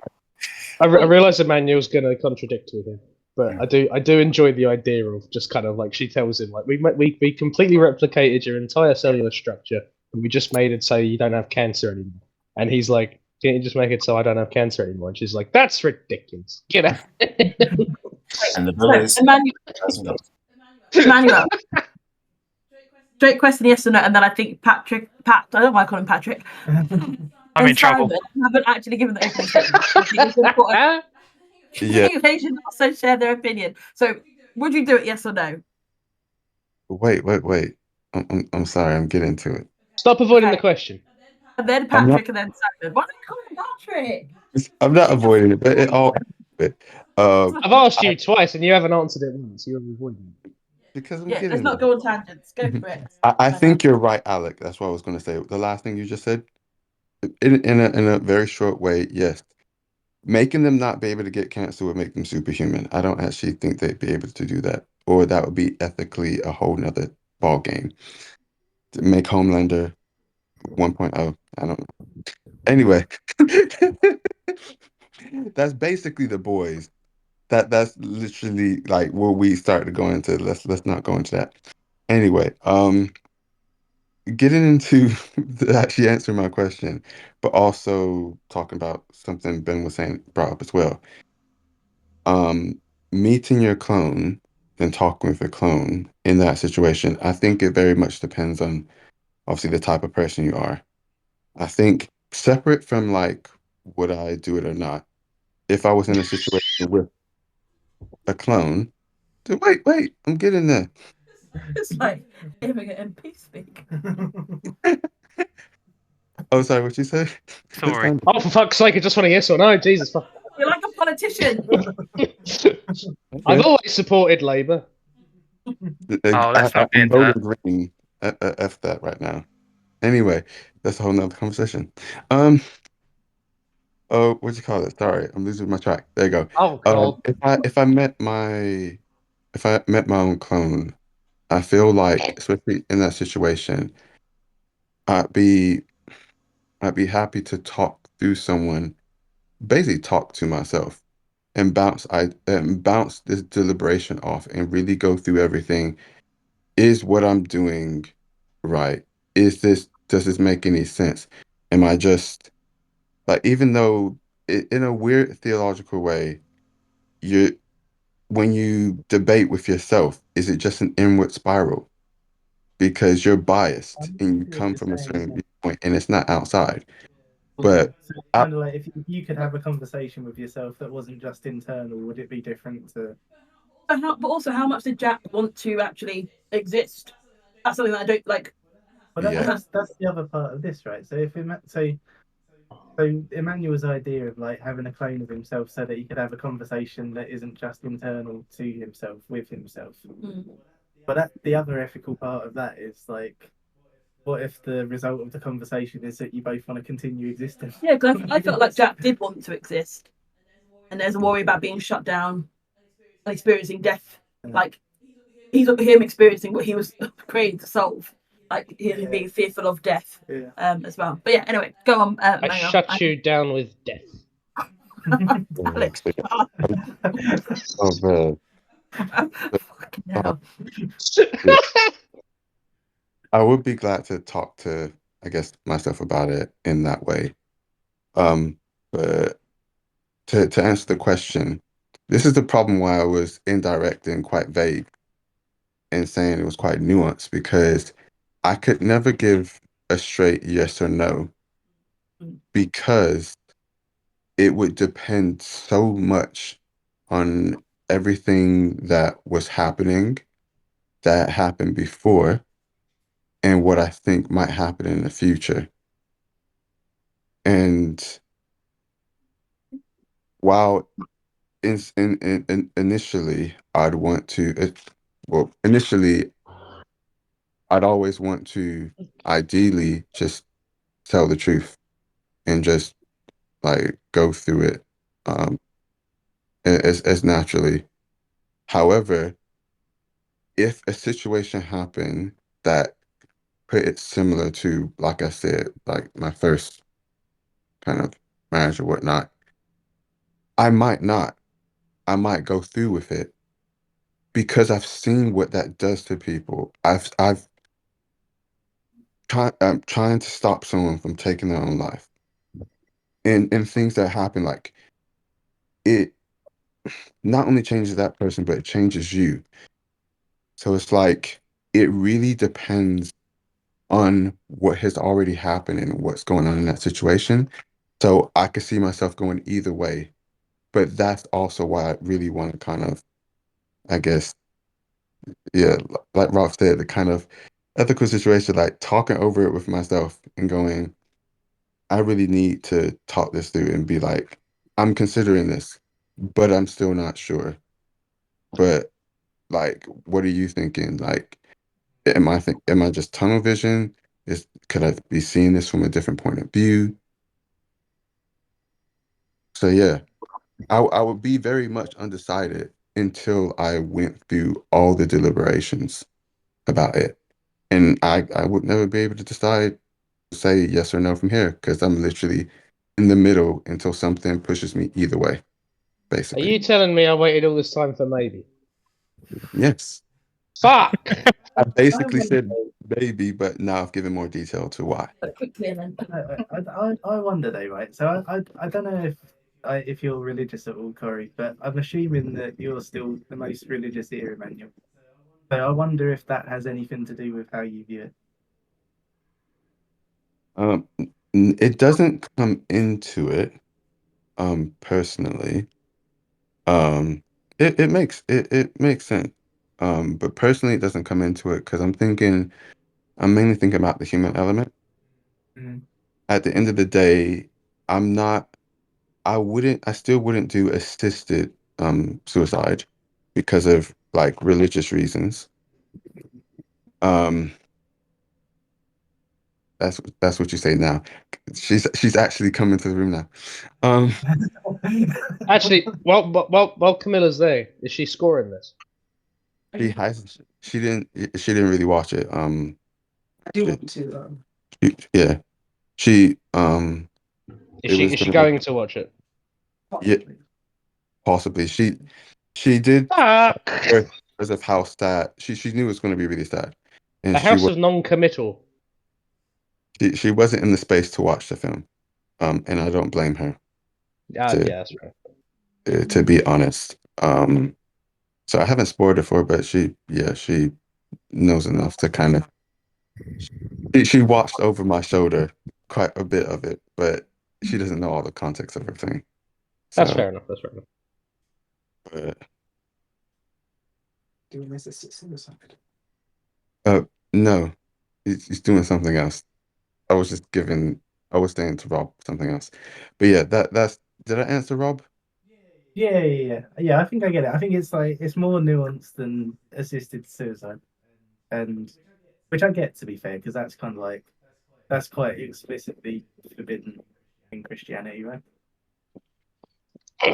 It's a gray it's a really gray zone. You say some stuff on this because you know more than me. I feel like with this, or it's like I can't speak for it. 'cause you said you would. Just wait, really, but I absolutely would do assisted suicide. And why? Because if I didn't have to live in horrible pain, then and I had an out, then I would probably take it. Because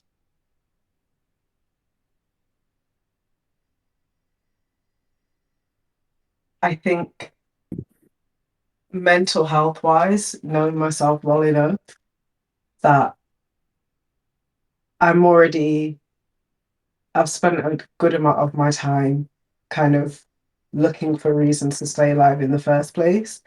But if I didn't have to find one because had something I was gonna die from it anyway, then I would just do the thing that gives me some control back. Because it's hard to go through a really horrible illness. And my mental health would probably be such that I didn't want to be here anyway. So I think one of the things probably because I didn't really think about it like this because I don't think about it. Um, there was very dark periods in the past, but I even religiously wise, I think the main thing is that you're not doing it yourself. It's kind of like the difference in a way if you do seppuku versus someone cuts off your head. Um, it's kind of like I know that's probably the not the best example, because if you fail seppuku, they cut off your head anyway. But you get the point. You doing it with your own hand versus you basically being like, okay, you do it. I'm one of the samurais in that kind of film coming to beg for whatever kind of thing, and someone else decides to cut the head. It's different, even though you've given permission. So yeah, I don't blame anyone. I think I'm a type of person who wants to fight to the end, personally, even if I'm in a lot of pain. But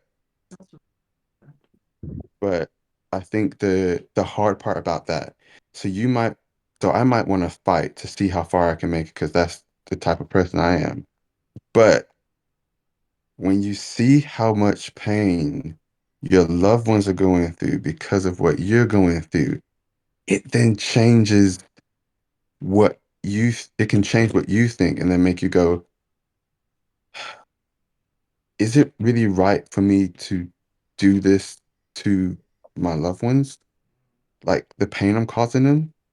Is it better just to go now than the no, because I think if you were in that position, then loved ones they want you to be there and they want you to be well and they don't want you to go before your time. And your loved ones will love you and will want to stand by you. I don't think I've known a person who's had an illness and their family hasn't been like, I want you to do everything you can to fight it. And I just thought it made me think of my friend's grandma, who kind of just was over life. And she had some illness or other that she could have survived, but she was just over it and didn't and started to refuse treatment. And her family, and she died, and her family is still really upset about the fact that she didn't keep fighting? fighting. So I think that's how a lot of families would feel like. But then again, people would also just be like, "Well, I'm glad they're at peace." Yeah, It's hard to watch your loved ones go. we've been through to a lot of funerals this year in a short space of time, and one of them was quite young, a childhood friend. Yeah, she said that she said she would keep fighting. She did keep fighting to the end. And while, yeah, of course, the family is glad she's at peace. I think that does help give closure as well. That person tried as best they could, but they couldn't fight, biology. Sorry, this conversation. But anyway, Yeah, Corey, just so you know, Glenn Close is in another film club film, and it's Mars Attacks. So sometimes we have a laugh around here. I've seen that. Yeah. That's good. So I'm sorry you've seen it. But... I am too. That gave me nightmares. No, but this is exactly the conversation I was expecting from this movie. Very much. I like, it is heavy stuff, but it's just like, wow, is it ever like really important? And yeah, like things that are coming up is just like, what I'm thinking of is, it comes to a matter of just like how do you decide on things based on like what you yourself need and what your loved ones need. And so when it comes to like suffering and quality of life, I'm thinking about, I was thinking about, you know, um, to it's been brought up, and I'm sorry to keep it going, but because it's really heavy stuff. But just like, I also thought about, somebody, talking about like suicide and like assisted suicide, and like this option of like having a clone go on and live your life for you. Like, I'm so certain that some people like struggling with like mental illness, mental health issues, would like jump at the chance to like end their suffering and continuing on to live, knowing that they wouldn't be putting their families through such a difficult time of leaving, right? They'd have somebody else in their place going on. But yeah, it's just it'll be different for all of us, when it comes to deciding.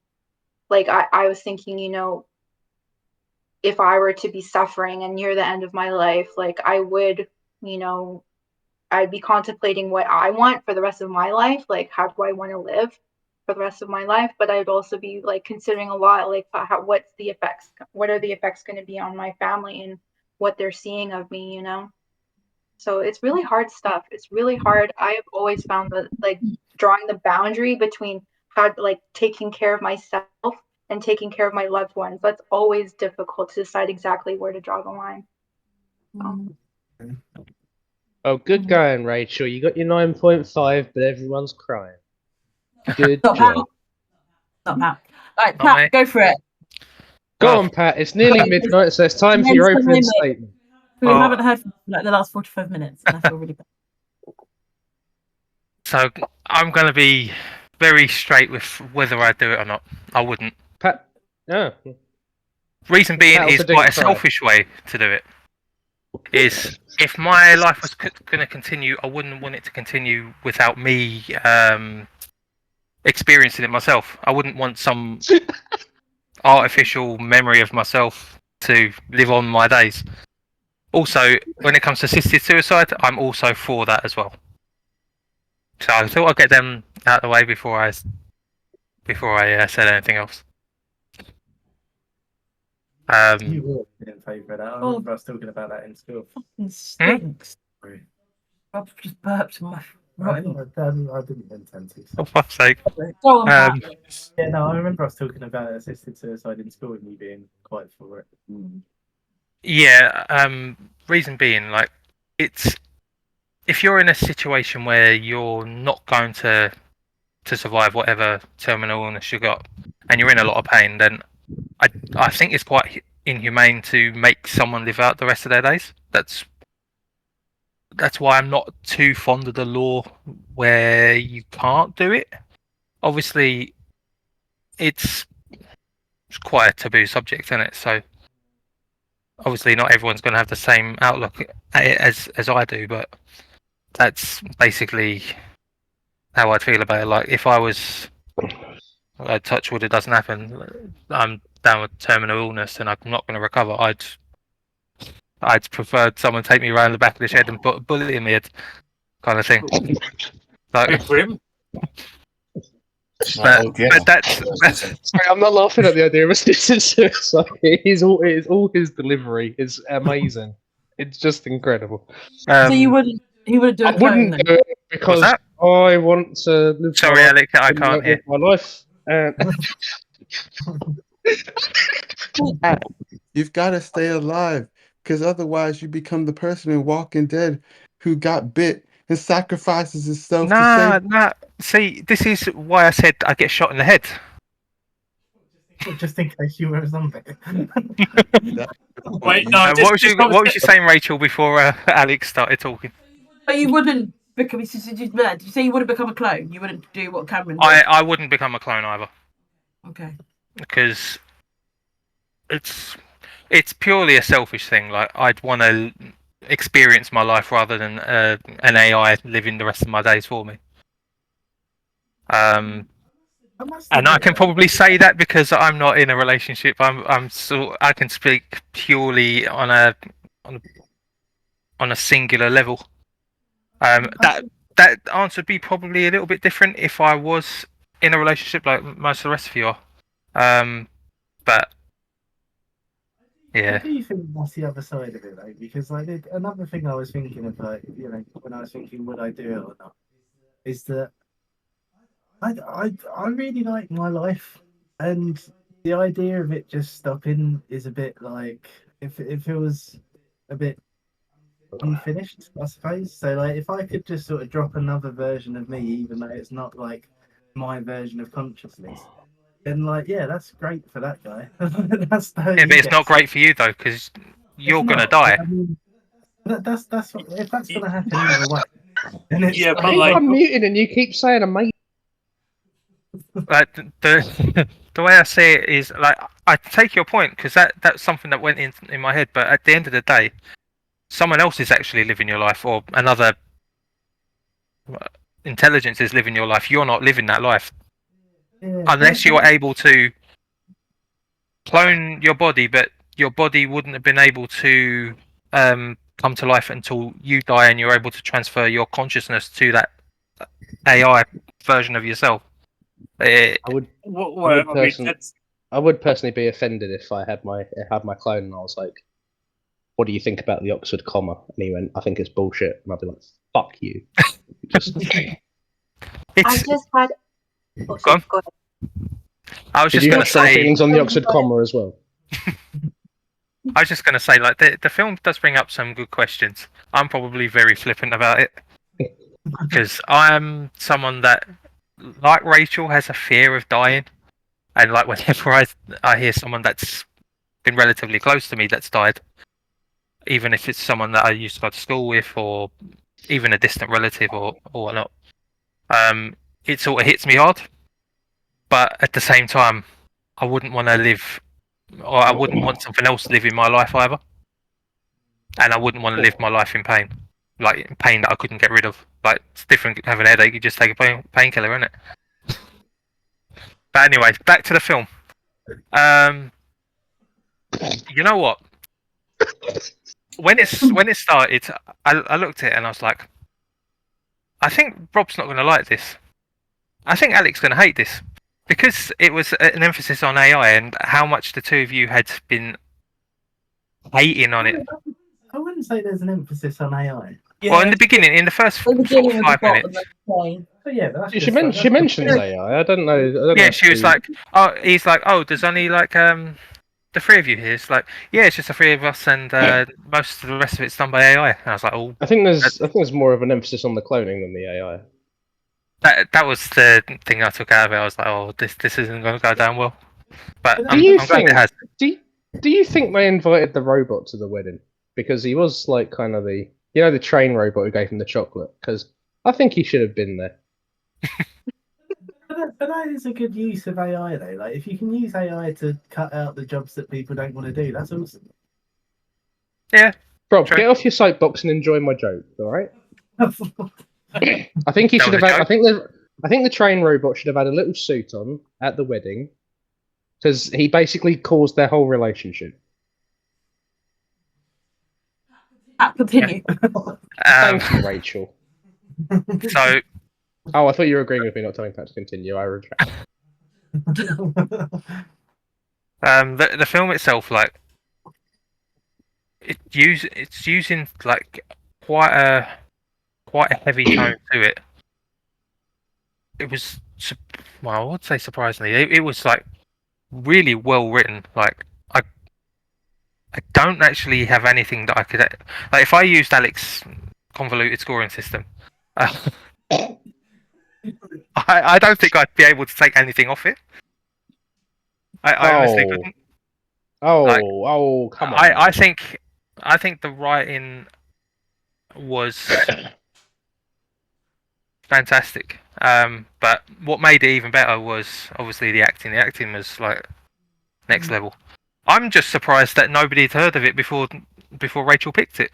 Like this is also going to sort of bring me into my dislike for streaming, because had this got a cinema release, I think a lot more people would have heard of it. I don't think anyone would have gone to see it, man, because it would have been. No, I'm not sure. Well, you think of the actor involved. I think he's at this point in time he's money.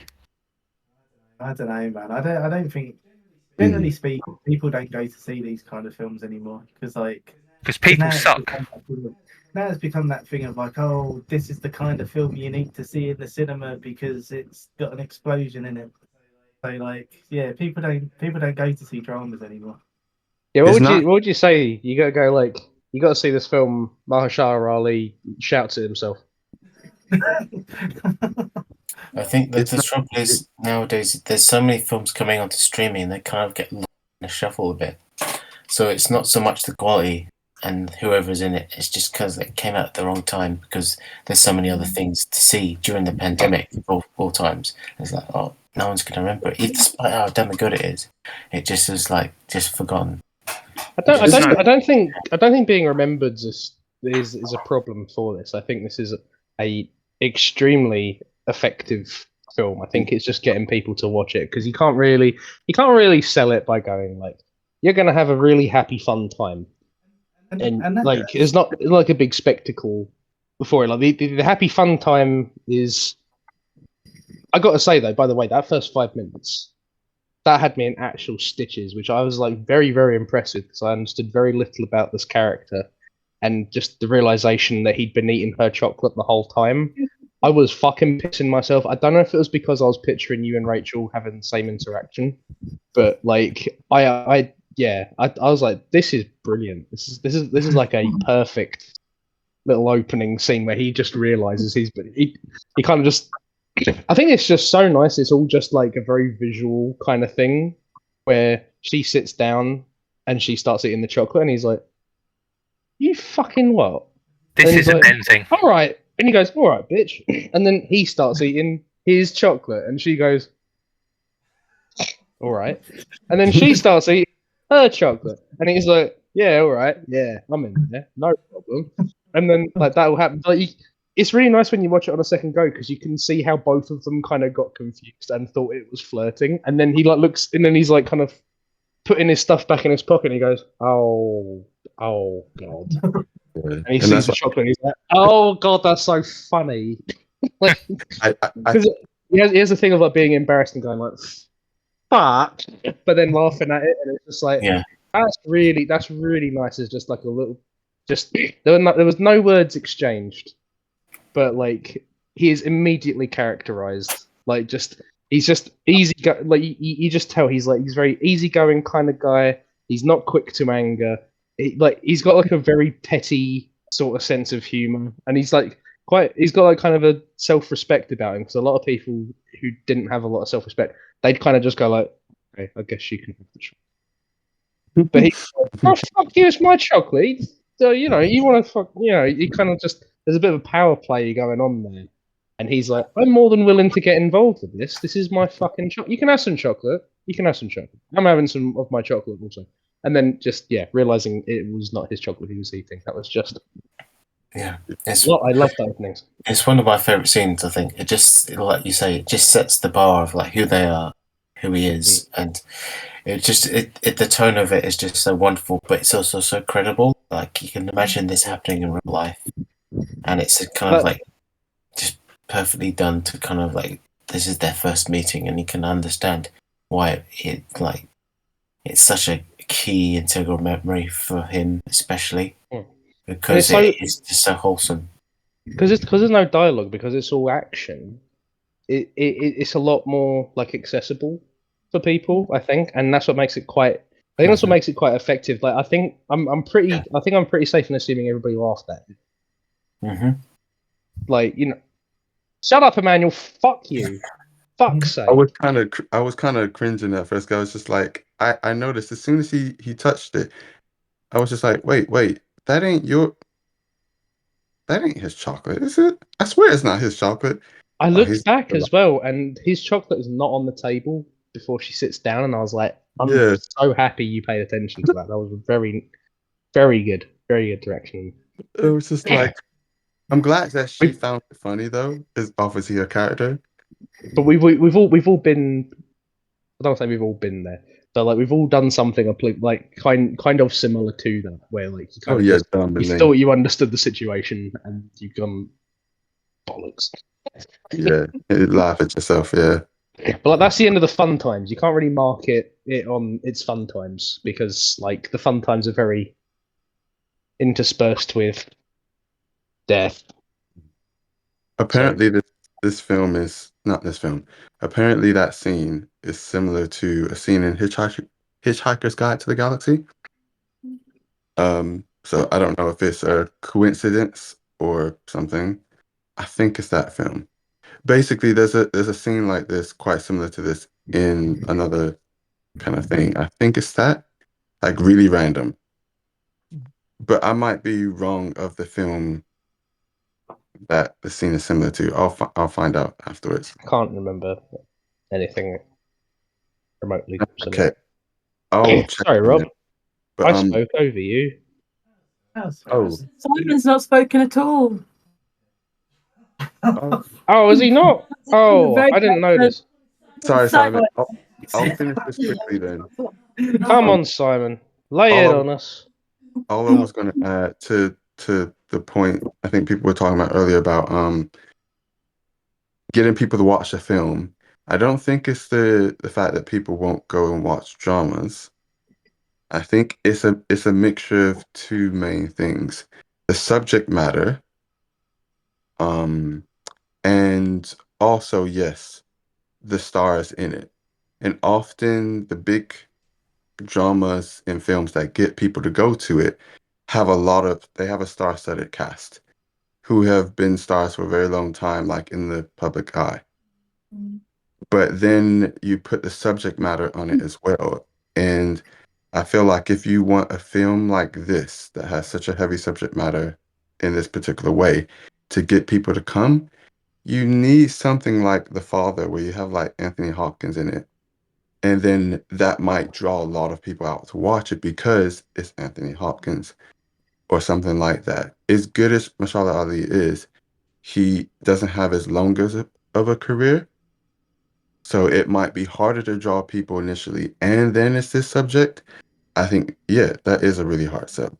But that was my point. So what I was going to say is actually related to that, right? So because I think we're at a point now, and it's happened since COVID, but it was happening a little bit before, where the cinema now and like going to the cinema is being sold as like an event. So like you go to the cinema to have a certain kind of experience, and you go there because you want to be thrilled and you want to see things on the big screen and all that. And it's something that it lends itself to like action films more than films like this. And the audience for films like this is people like us, and there's not many of them. So I don't think that there's a natural way to market something like this in the cinema anymore with the way that things have gone. So this is why I will always like defend streaming services, because I think without somebody like Apple putting the time and money into this, I don't think it ever exists in the same way that it does. And if the payoff is that not as many people get to hear about it, then that's where we are. Well, Pat raised an eyebrow, so I think he's got an opinion. Down with streaming. Agree. Okay. Simon. Down with streaming. Agree. I nearly choked. So What was the question again? I can't We're still remember. on the opening statements. We haven't heard yours. Did we not do much? It was like the island, therefore it was not as good as the island. No, I just said the impact. Oh, thank you for agreeing with me, Emmanuel. Oh, okay, but no. I remember the question now. Was the questions, would I do this, and am I for assisted suicide? Was the two general questions? And I have a third question: Is Mike scoring this? No. Okay. No, he's got kids to worry about. He doesn't give a shit. Cool. He was on a banana boat this morning, so that's all you need to explain. That's all I need to explain. I'll assume that's a euphemism and carry on. Okay. Assisted suicide, yes. I would agree with it because I believe it's the more ethical thing to do in its own weird way, because without the pain and like suffering, it's probably easier to, end that than having to live through that. And the other question was, would I be up for doing this? I mean, like, that question is a bit more loaded because it's a question of, would I even know I did this? I mean, like, I have a mark on my hand now. I don't know when that happened. So I might have done it when I went to the bathroom and you guys would have not noticed because I would have been the other Simon. Would it matter? Is it still me is the question, right?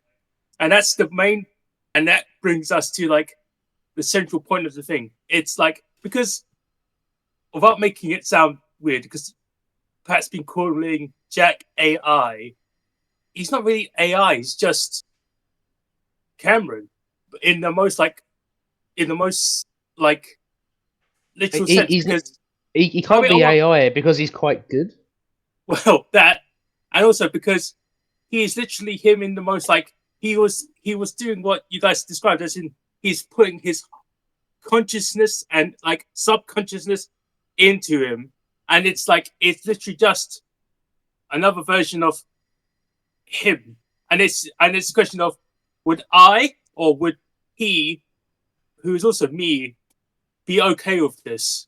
And like it's like yes, and that's the main point, right? It's a question of like, but he's a clone, yeah, but he's just me in the most every subtle detail that he does and goes through, even when he's on like getting prepared for him to go to do to go like outside, where he's eating he was eating a salad and he was picking out the pumpkin seeds, and he was picking out the pumpkin seeds exactly the same sort of way of going, and he even makes the same sort of jokes, be like, yeah, I'm saving them for you. And they both laughed and they had that moment together because it's like, yeah, that's what I would do.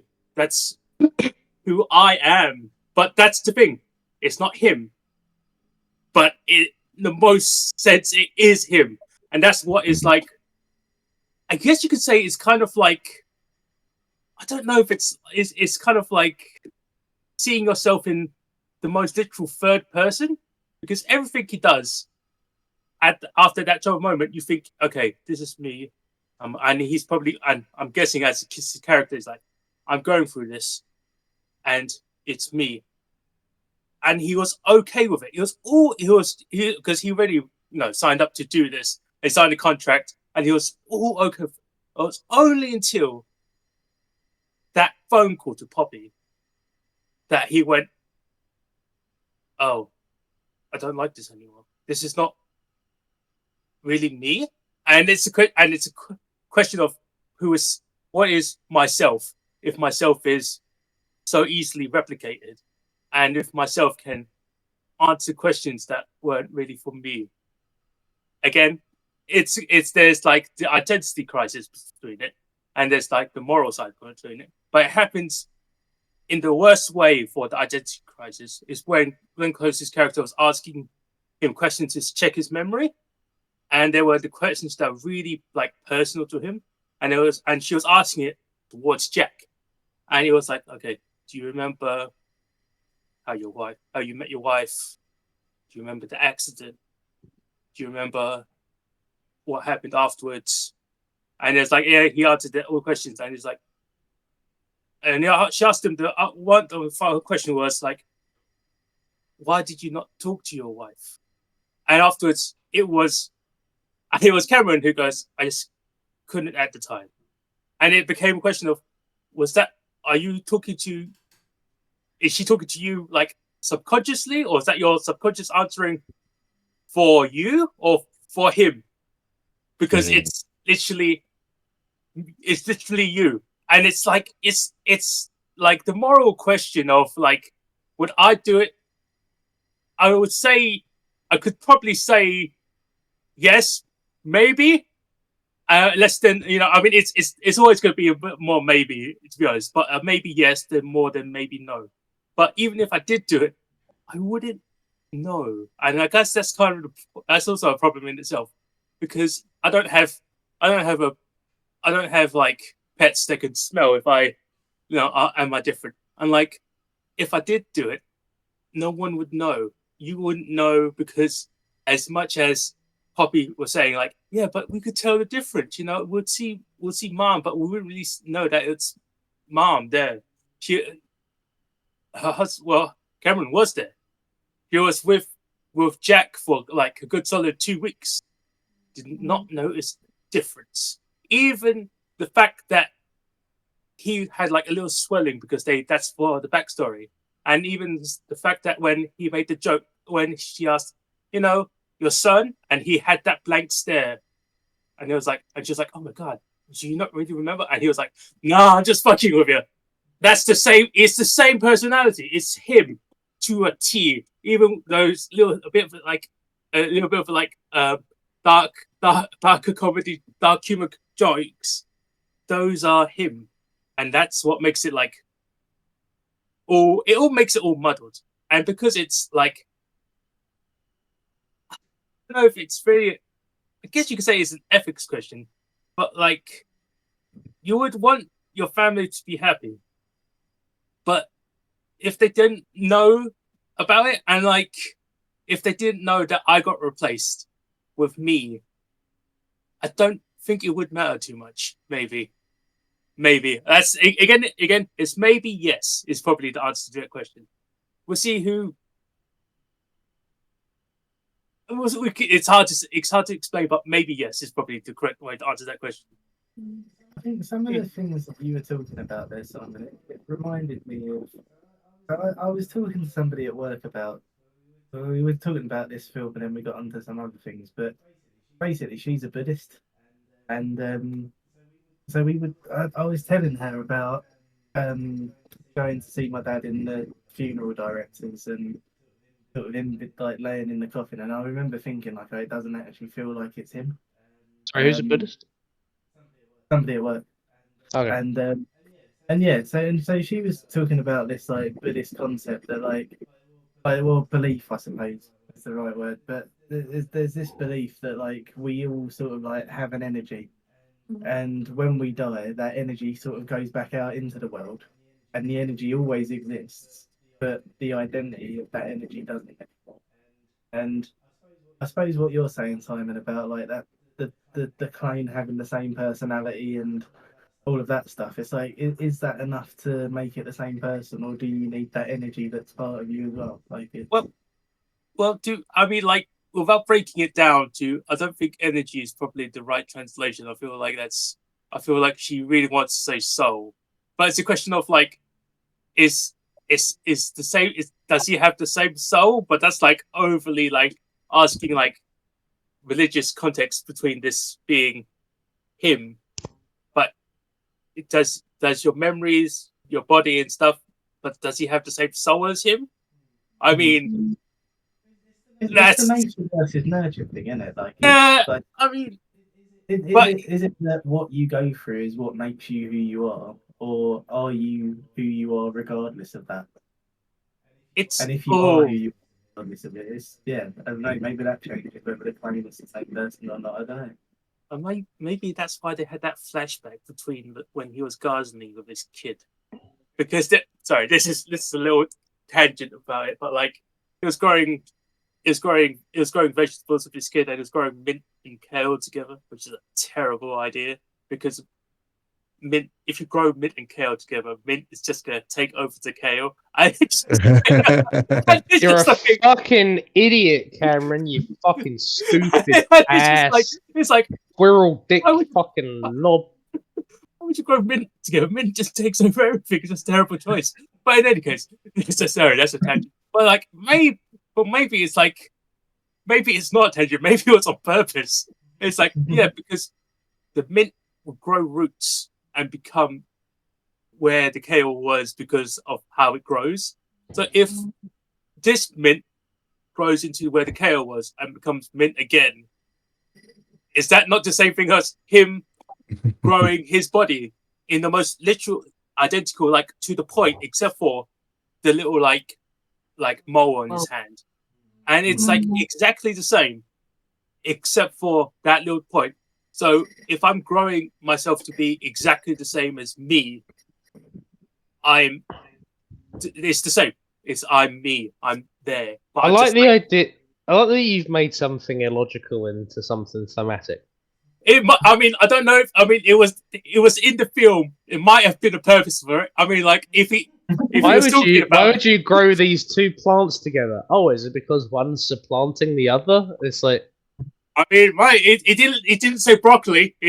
How the fuck are you doing this? Asparagus. He said kale. I mean, like maybe there's a point there. It's like why the kids were playing Nintendo Switches. They didn't obviously say they were Nintendo Switches, but they were Nintendo Switches. But it's just one of those things. I was gonna say to add to this is more of a video game thing, but like, are they creating artificial souls?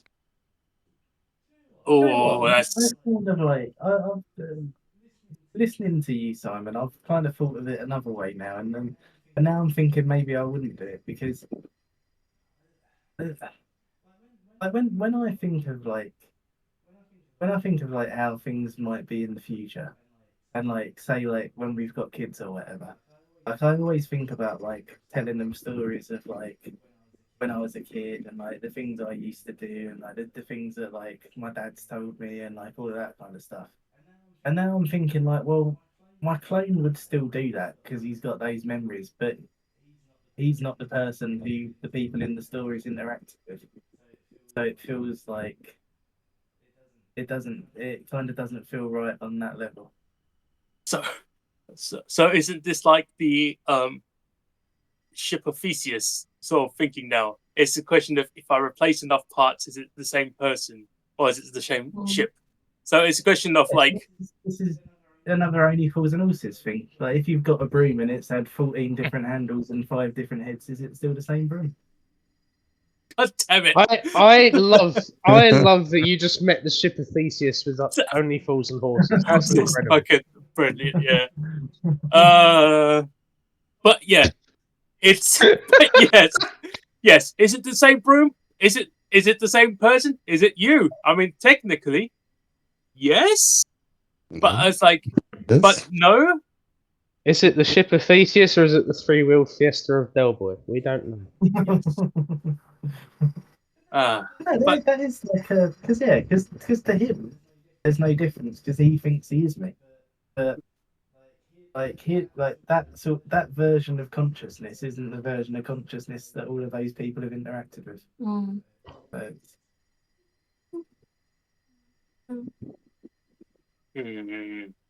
so I thought that Aquafina was actually good. I can't normally stand her.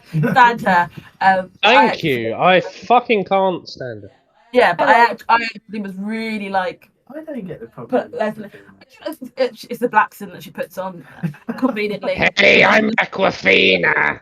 She's just from New Jersey. That's where she's from. That's her accent. I think That's like, she's Aquafina. That's like saying you don't like my accent because I grew up here. It's a bit weird. No, there's different. You hear her in different interviews, and there's a more of like a black kind of rasp to it that she puts on in certain spaces that she doesn't have. Ariana Grande also does. Anyway. Also, Simon, you don't sound like you've been going through 2 lighters a day. Yeah. Well, I mean, she was smoking weed during the whole process of this I film. can tell she was smoking weed throughout the day, Sean. I'm Aquafina. What the fuck did you just? Okay, sorry, Rachel. We're cutting you off. Go back to what you I just thought she was. Yeah, I thought she was particularly very like. Was that super strong? I think in comparison to Marsha Ali, but like she was good in this film. And I just wanted to mention that. I didn't like her, but I told you to. I really like the scene where Cameron gives her a get well card. Yeah. She's like, that's really insensitive. Yeah, that was. Yeah, that was fucking. That got me. That's so weird because my favorite scene was the one directly after that where she died. Oh, That's right. Wow. Boosh! Take that. Alex takes hate to a new level. He does that every week. I would. I'd assist in her suicide. Woo! Oh man. I Sorry. would add. Oh, I'm going a bit overboard with it. I would. Sorry. Like, I don't blame people for disliking her. At the end of the day, there's two elements. Like you could, it's for example, I could dislike listening to. Maybe I don't listen to them enough. I was trying to think of like one of the Kardashians or whatnot, but I could dislike listening to someone who has a really annoying vocal fry type accent. Also, depending on like their also that combined with how they act and how they kind of portray roles, I don't blame people for going like, I don't like that. Obviously, it's very popular. And one thing that made me laugh is just like all of these people, all the actors, the main actors, I think, well, most of the main actors are in some kind of Marvel movie. Well, I mean, that's the way Hey. Hollywood works now. Unfortunately. Hey. I will. Alex Frozen. Okay, everyone's frozen now. I'm not. It froze for. I'm going to say it again. I will not hear this slander from Marshall. He has single-handedly slowed down the Marvel Studios pipeline because he said it's too shit. So I'm not gonna hear this. This is no. Yeah, but like unfortunately, He's already been in a Marvel product anyway. No, I won't hear it. And also, he has to establish his movie through Apple TV, which I know that you dislike. So it's a question of like, it's just because it's fucking crap. I mean, I'm like, You no, don't know how like, to use it, mate. that's not what I'm trying to get to. I was trying to say you gotta take it with just a pinch of salt, but that's about it. In any case. Yeah, but that's the way that Hollywood is. A lot of people are in Marvel movies nowadays, unfortunately. I think the most heinous thing they had Aquafina do was give her a line where she calls someone else not funny. Really? Yeah. Okay. I was like, Aquafina, you got to call someone else not funny with a straight face, and she's like, "This will be my finest role yet." I will say, Alec, remember, she got to where she is because she's actually a very popular comedian. But I don't give a fuck how popular anyone is. Hitler was popular. But every comedian, not to steal Rob's line, but every comedian has plenty of people who don't like them or don't like their humor. Yeah, it's because they're shit. No, it's because not everyone's gonna like every type of humor. It is because they're shit. No, it's like Richard Pryor and Eddie Murphy. All of them like that. Everyone has their like niche humor. And no one hates. Show me a person who hates Eddie Murphy. You won't find them. I'm sure there's anyone here? Of Eddie Murphy's out there. Does anyone here hate Eddie Murphy? If you can find some, Nobody hates Eddie Murphy. See, I'm sure there'll be like loads of people out there that do. Nobody hates Eddie Murphy because he's really funny. Yeah, my mum said that's very subjective. Yeah. It's like some people at work come. No. I feel like Eddie Murphy's objectively funny. Sorry. Not to everyone. Some people I know. So there we go.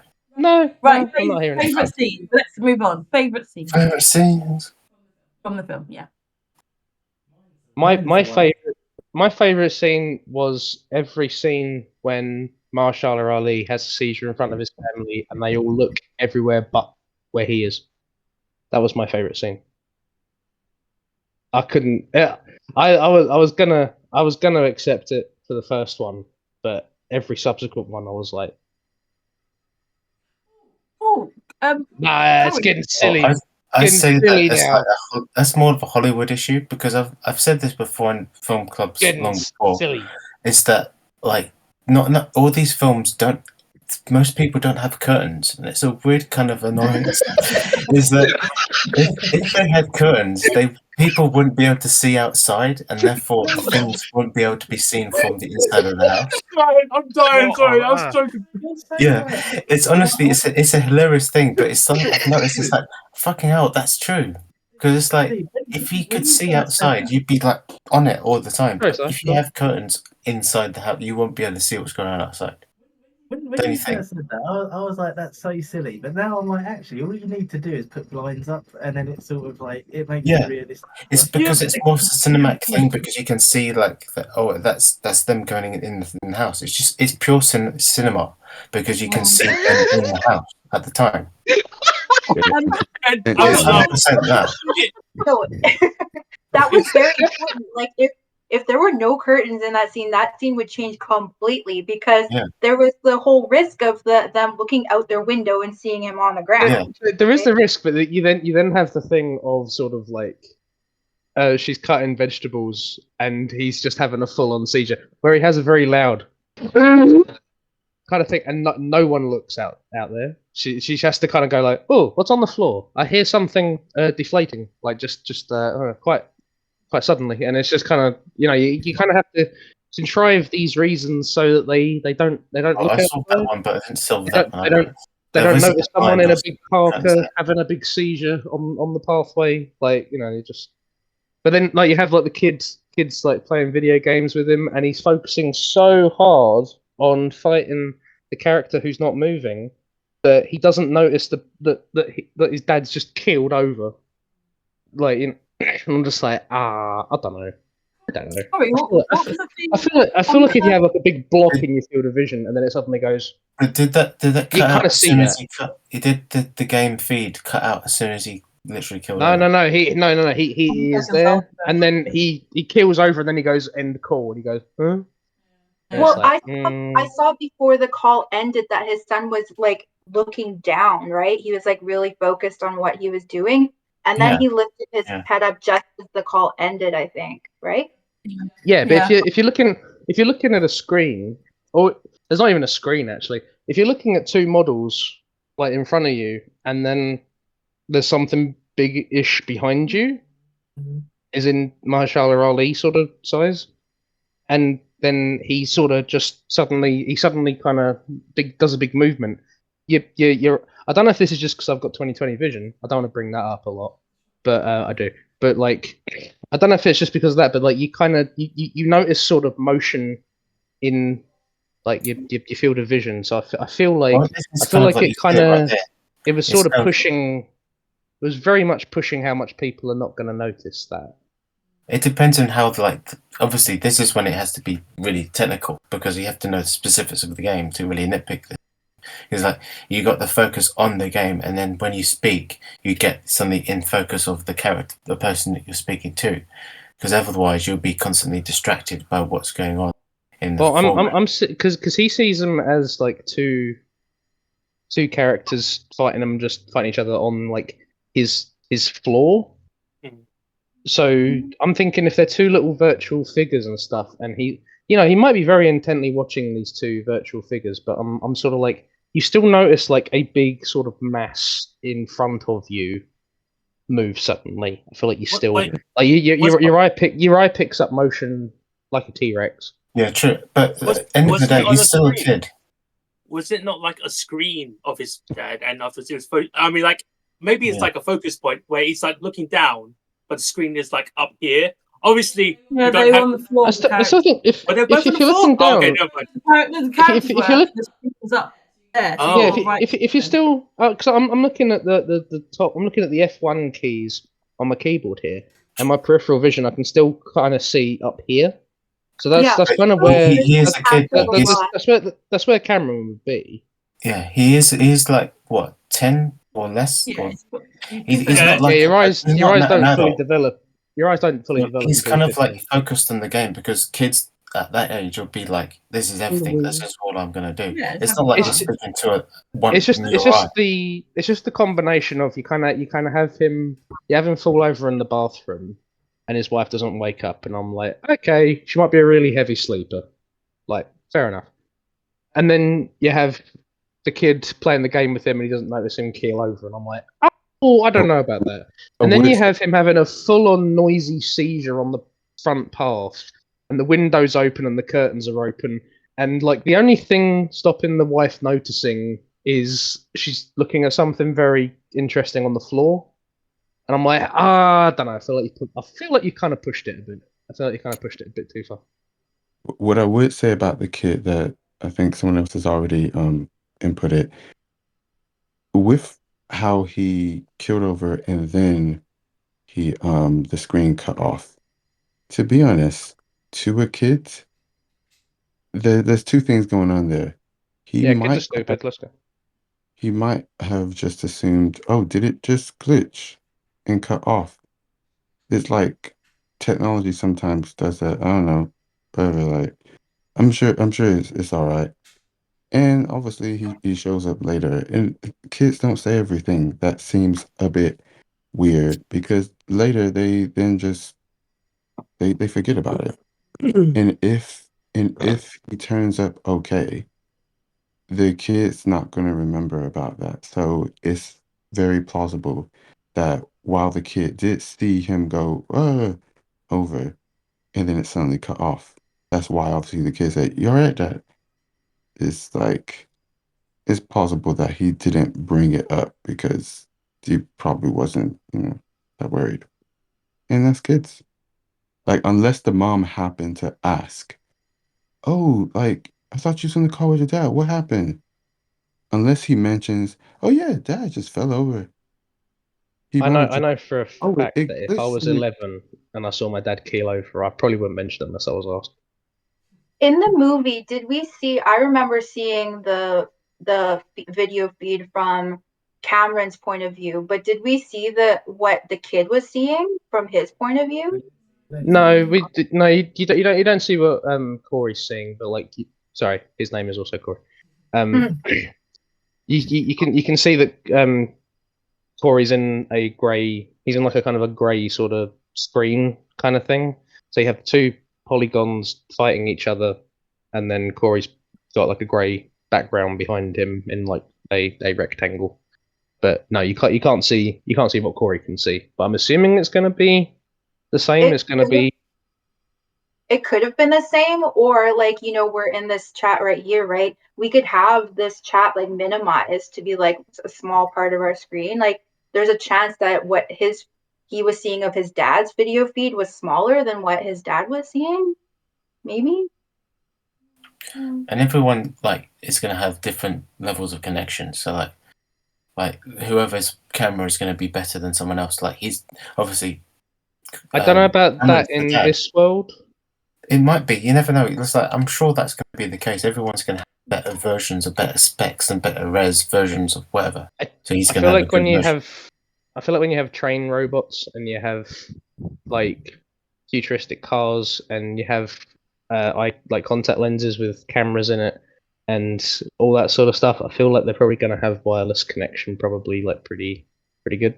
Yeah, but not everyone. It may be like there's still like limits. Like he's a grown man. He can afford like the best version of whatever this is, and the kid's gonna have like the kind of like basic version. But that's just like also kids tend to damage stuff. The stuff that kids own is usually in varying conditions.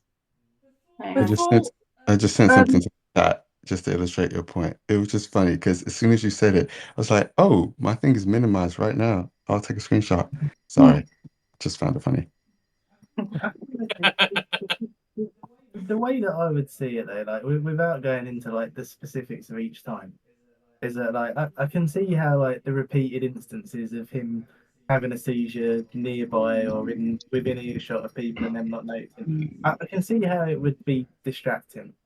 But for me, it's kind of one of those things where it's like, yeah, like maybe it's not like the most likely thing to keep happening, but it just did. Like it's sort of, you know. It just it's I don't want to say it's like sorry. No, yeah, it's just like in life, like the most likely thing isn't always what happens. Like it's just, yeah. I think it's just when it's like 3 in a row, he has 3 seizures in front, like in like very close vicinity to people that if they see him having a seizure, it kind of fucks his whole thing. So to have him have 3 seizures in front of people close to him, and all 3 of them go completely unnoticed, I'm like, that's really, really fucking lucky. That, like, you know, luck does happen. I could accept it once. I could possibly accept it twice, but like 3 What is times. it that you usually call that, I don't Alec? know. It's a What's it? contrivance. I think that these like multiple close calls are really functional in that, you know, part of the dilemma is his family could find out at any time that he's like near dying, right? So I could see why they had it like that. It had to be close, and it is difficult to get it like just the right amount of close where it's believable. But I understand why they did it. Yeah, No, I can see why it's there because it's good for tension and stuff like that. I think it's just the fact he gets away with it 100% of the time that I'm like, I don't know, not sure. And it has me, I don't know, it has me thinking of bits where, like, when he's walking around the house and stuff, and I'm going like, lucky he's not having a seizure right now. Lucky he's not having a seizure right now. Lucky he's not having a seizure right now because it doesn't seem to be like a uniform thing that triggers it. Because like you know, he has one when he's arguing with his clone, and he's obviously got an elevated heart rate and everything. But like the second time the time it happens in front of Corey, like he's playing a video game. Like it's not necessarily like that strenuous. And then the first time it happens, he's just put his earphones down on the bathroom counter, and it's like, okay, so it can kind of just happen for no reason. So it's not something like I want to take points off when he's just kind of like doing whatever. But like, I think it's just that he gets away with it every single time. That I'm like, can you stop putting him in these situations? If you stop putting him in these situations, I find it like a lot more believable. But the fact he gets away with it every time, I'm like, don't know. Didn't anyone the earbuds? Rob and I didn't know. He was like the only one wearing earbuds in his ear a lot of the time, but it wasn't clear as to what they were used for. I just took them as being like AirPods. Yeah, I mean, like it's just Apple technology because it's on Apple TV, right? That's what I found quite. Like, he had them in for like majority of the time. He had them in for the majority of the time when he was sort of trying to control his illness for long enough to get Jack into the world. And then once Jack was in the world, he seemed to stop wearing them. Yep, because he gave it to Jack, didn't he? Because Jack. I'm sure they could have like 2 pairs of earphones. He gave his wedding ring to Jack. I don't remember him giving him his ear. Yeah, I just wondered. I wasn't sure. It wasn't clear kind of what they were. If they were just earbuds, or if there was something else. Like if they meant something. Just because he had them. If they were a stabilizing thing, that makes more sense. I think it's like wearable technology. At the end of the day, you have tons of people who wear Apple Watch, but not everyone wears a kind of smart watch. Some people wear Oura. Some people don't like to wear anything because they don't want things to monitor them. I think you have the same kind of human sentiment of some things are really popular, but not everyone's gonna.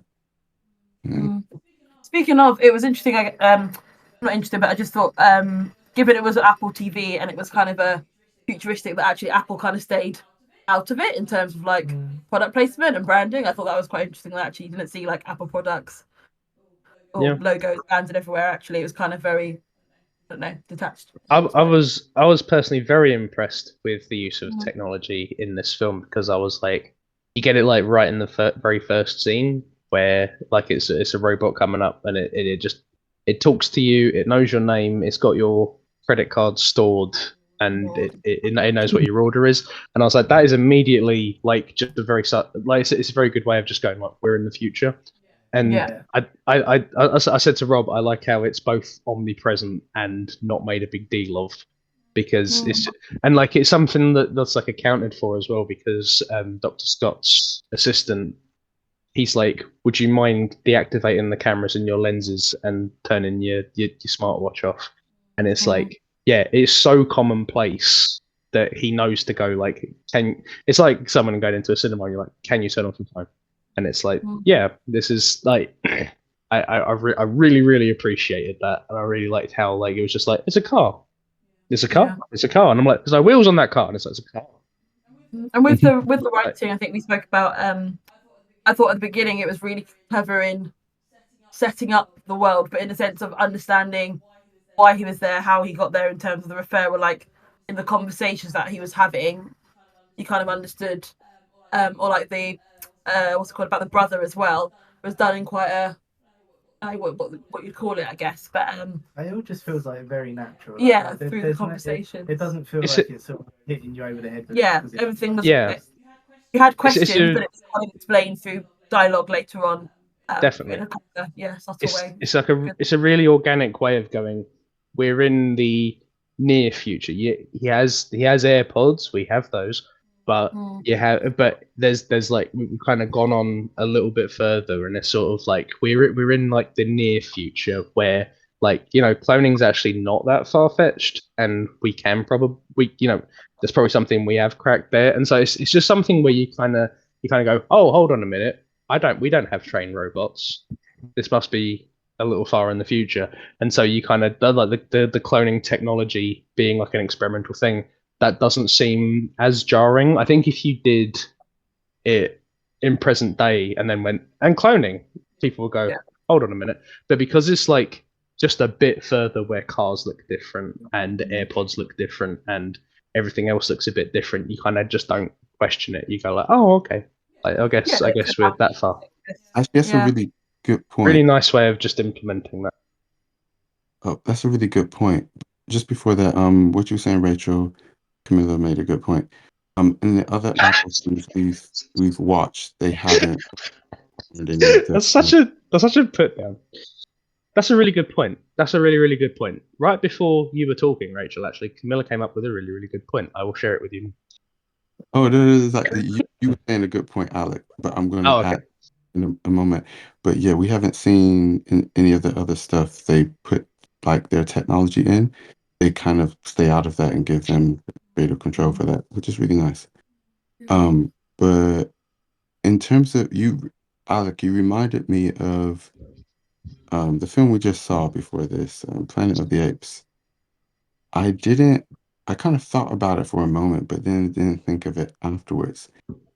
So how you said this is quite a far future or near future, but it's not present day, basically. It doesn't feel like present day. So it feels very natural in how they're kind of doing it. And the writing helps. In Planet of the Apes, not to go on about that film, but I think what kind of threw me for a moment was to think, oh, this film is only like 4 years in the future from when it came out. Like the way it's set, it's like it came out in 68. It's set in 72. And they make it to the moon, I think 1 year after they released the film, but it was the space race at the time. But I think I didn't even think of it too much at the time, but I was thinking, oh, I find it interesting they said it this close, because usually with a lot of films we've seen, like you've got, I can't think of films right now. I don't know if 2001 Space Odyssey is a good example or not, but there's quite a lot of sci-fi films that are set quite far, 40 years or more, enough in the future where it's just like, oh yeah, this is the future. This is futuristic. You know, these are these kind of things where this is possible. And even though, yeah, it didn't necessarily ruin it, it did make me go, oh, I wonder why they picked it so close when that's not really possible. I guess maybe this is just an alternate kind of Earth, I guess. Whatever, it doesn't matter. Let me keep watching the film. It's just an interesting point. I thought he said. Interesting. I read that because Naomi Harris and Mahershala Ali, obviously they worked on Moonlight together. But I was saying to Rob, I was reading in an interview she did about it that they didn't rehearse together. They actually just showed up on set and just like saw how like gave it a go and kind of tried to build the connection between their characters like organically with the script kind of in so they didn't actually like Never. actively like, read the script through together and so on. They kind of took their parts, let their lines, and then came and they both like to work in that way. So she said a lot of the kind of scenes that they filmed together was actually them just like what's the word? It was almost like their characters were meeting for the first time that first time because actually Yeah. them just kind of feeding off each other's energy and kind of seeing where they landed with things, which I thought was quite interesting as well because I guess that really did come across in that kind of like opening scene. I thought she was great as well. Naomi Harris actually, I think she I don't know if people have seen her in other things, but I think she kind of typically plays quite a strong black woman in quite a lot of things that she does. So it was quite nice to see, I guess, kind of like a vulnerable, quite I don't know, emotional side of her. She did very, very well. Oh, Alex, I and did mute you because you had to protect your privacy, but also because you were talking loudly and it was flashing up. I just share Oh. Yeah, I don't know if I can. I don't know if you can unmute yourself. If not, I will unmute you. Hold on. That's really and like what you said, Rachel, about the way they did things. Because like on one side of the scale, you have that way of doing things, which isn't that common. And on the completely opposite side of the scale, you have David Fincher, who does the completely opposite side of the scale. So I it's didn't expect you to say that. yeah, I was like, yeah, David Fincher would never. Like, oh my goodness, what people go through in that film. But some of them like it. But anyway, point is, it's interesting to see that work really well. And it's, yeah, you can get really like genuine reactions that way. And you've got two great actors, so you can actually do that. So you've got great talent. So yeah, why not? So what? Am I muted? No, you are muted. But I'm going to ask people what were their favourite scenes. That's what I'm going to ask. Mine was the one I said earlier, where the doctor says, no matter what decision you make, you're making a decision for her. Because that was a moment where I sort of went like, ping, that's the dilemma. Because it's like without the stipulation that you can't really talk about it until you've done it, or you can't really talk about it at all either way. To be fair, yeah, without that stipulation, like the ethical side isn't quite as it ain't such a conundrum, is it? Yeah. So yeah, for that reason, that's fine. I think my favourite scene was when he woke his son up out of bed and went down to have like the whiskey and snacks with him. And I think that realization is like doing this to protect his son, I guess, in a way, but also protecting him from the truth, but protecting him from grief at the same time. And like in doing so, realizing he wasn't gonna have that moment with his son. And like he would, but it wouldn't be him having that moment with his son. It would be Cameron, part 2.0, or Jack. And so yeah, I think they're like I don't know, like setup of the apple juice being the whiskey and then like the edamame and stuff. I don't know. I just thought it was like that kind of moment where it really hit him, like, oh shit, like I'm not actually gonna get to do this. And you know, finding that time, having that last kind of like night, I guess, and obviously Jack allowing him space to do that. And that's why I mentioned earlier about the empathy, I think.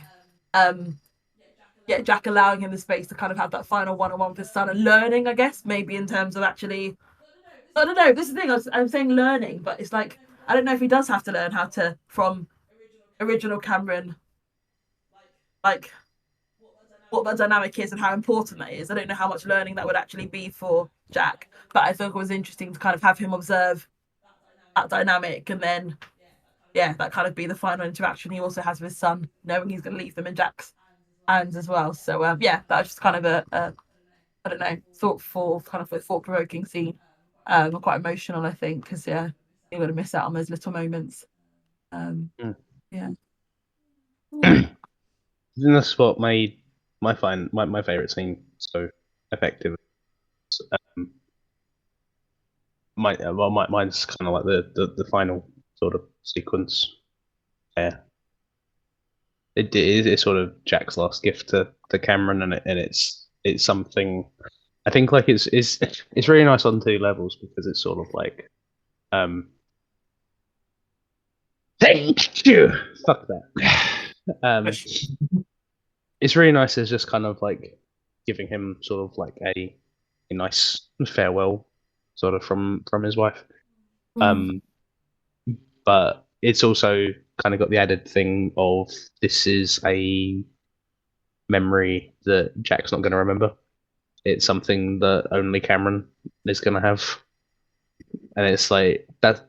I don't know. There's something just so sweet about that, because he's obviously sort of like he's obviously getting like so riled up in the kind of like the midpoint, because he's hearing his memories being parroted by Jack, and that's something he is struggling with like immensely. Like he's talking to Poppy, like he's talking to Poppy as he would talk to Poppy, but Jack's not him, and that's something that's kind of what causes the outburst and everything. And I was just like, yeah, that like just having that as the context. I don't know. I think that's why I can tell that this took 10 years to write, where he's like there's such a focus on Cameron's memories and how he had such a full life and all that, and then watching it get spoken through a clone, that makes it so much more meaningful to have this be the last thing that the clone gives back to him, and it's something that only he can keep. Like I just thought that yeah, again, I'm just impressed at the levels sort of there. Like it's yeah, really just nice, perfect ending. Yeah, that's when I started crying. And it has me crying like a little wee babby. Yeah,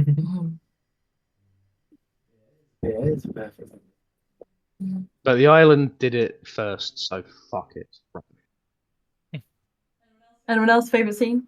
I thought Simon would react to that. That's no fair.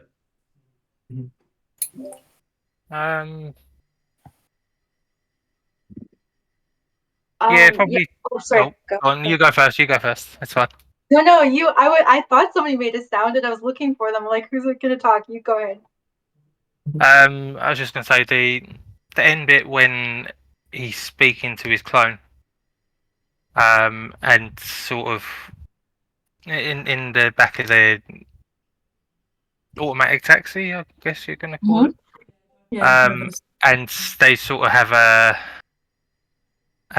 little moment of like, thanks for letting me do this. I thought that was pretty cool.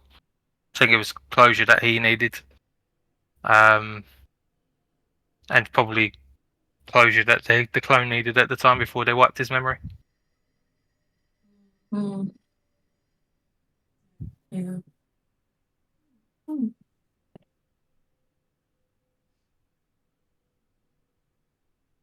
Okay, I guess I could go now if nobody wants to do that. Yeah, go okay.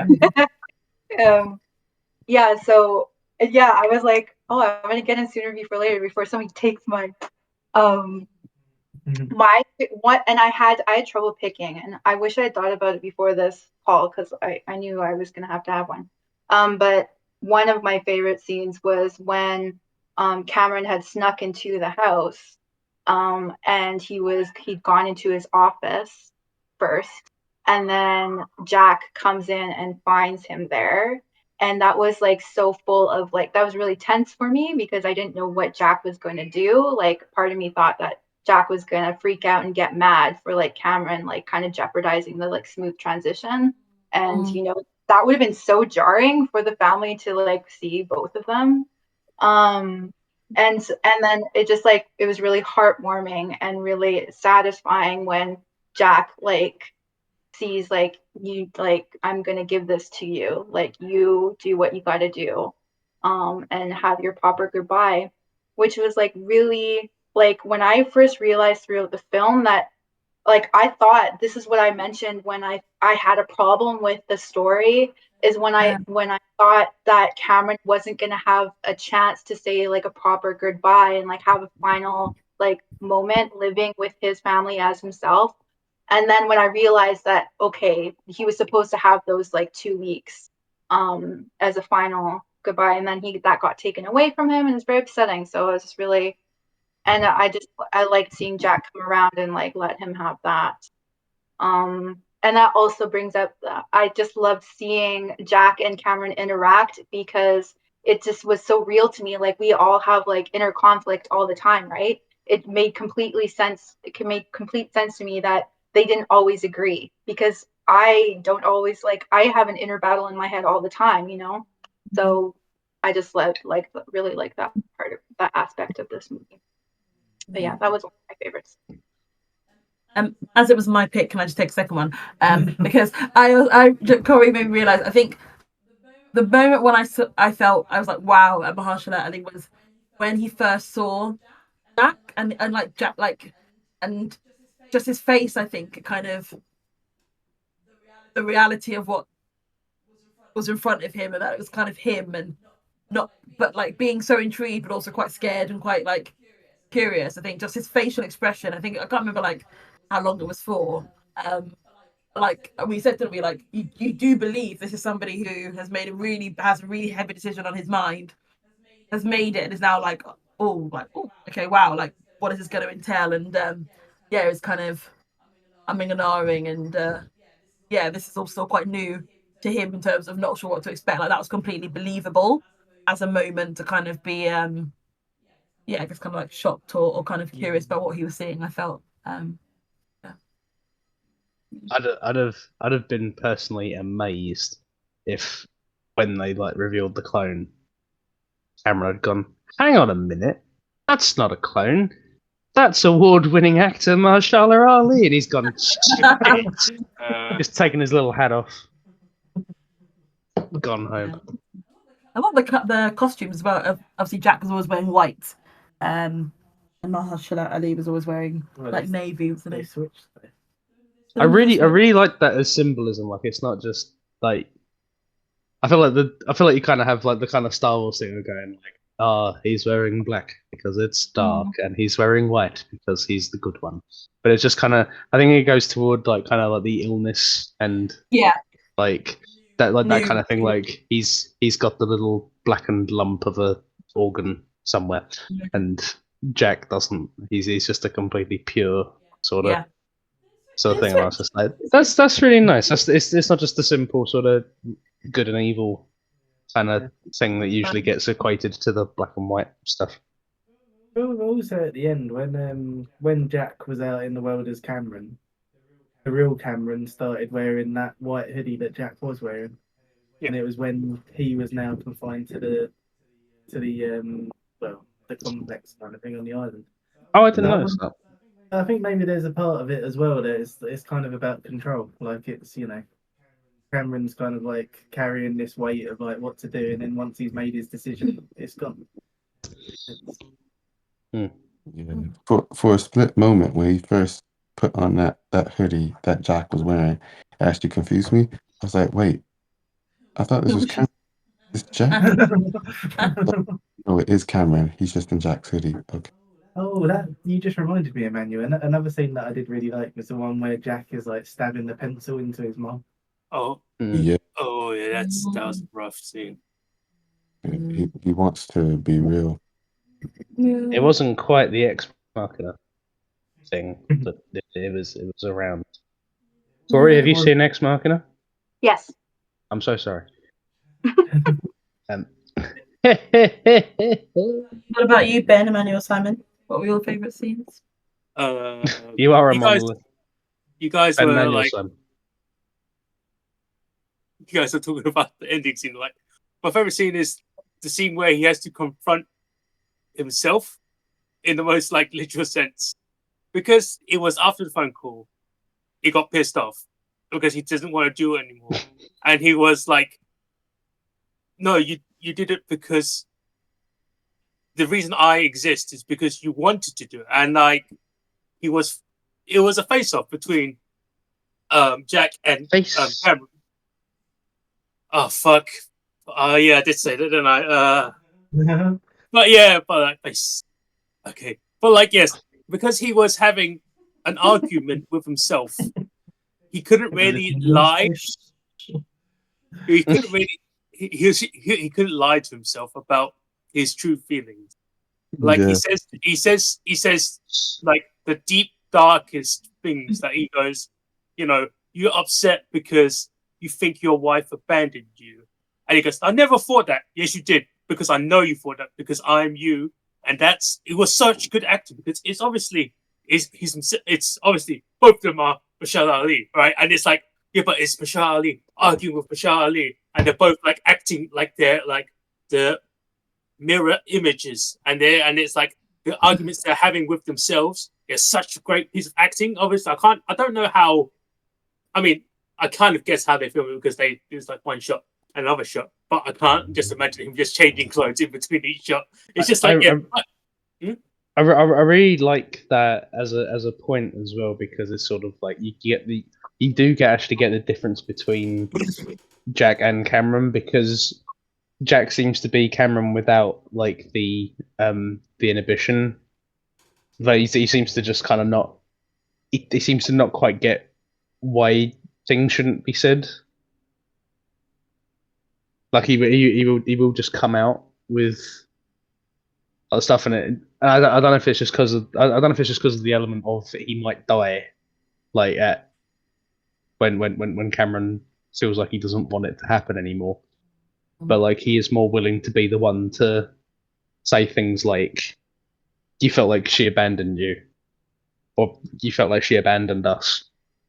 And he's like, "Fuck you!" And like when he goes, when he says he's being selfish, or when he says, "Are you doing the right thing?" and like Cameron's going like, "Can you fuck yourself?" It's like, I mean, he is himself, so he would go fuck that's the yourself. thing. That's the thing. I feel like Cameron's the one who's kind of wrapped up in the denial and the inhibitions and the I don't want to say these things, but Jack's the one who actually voices it, because he doesn't necessarily understand why he shouldn't. I think that's quite interesting. Yeah, because it's like he is his unfiltered subconscious as well. So it's like everything that he has to face literally with a person who is exactly him.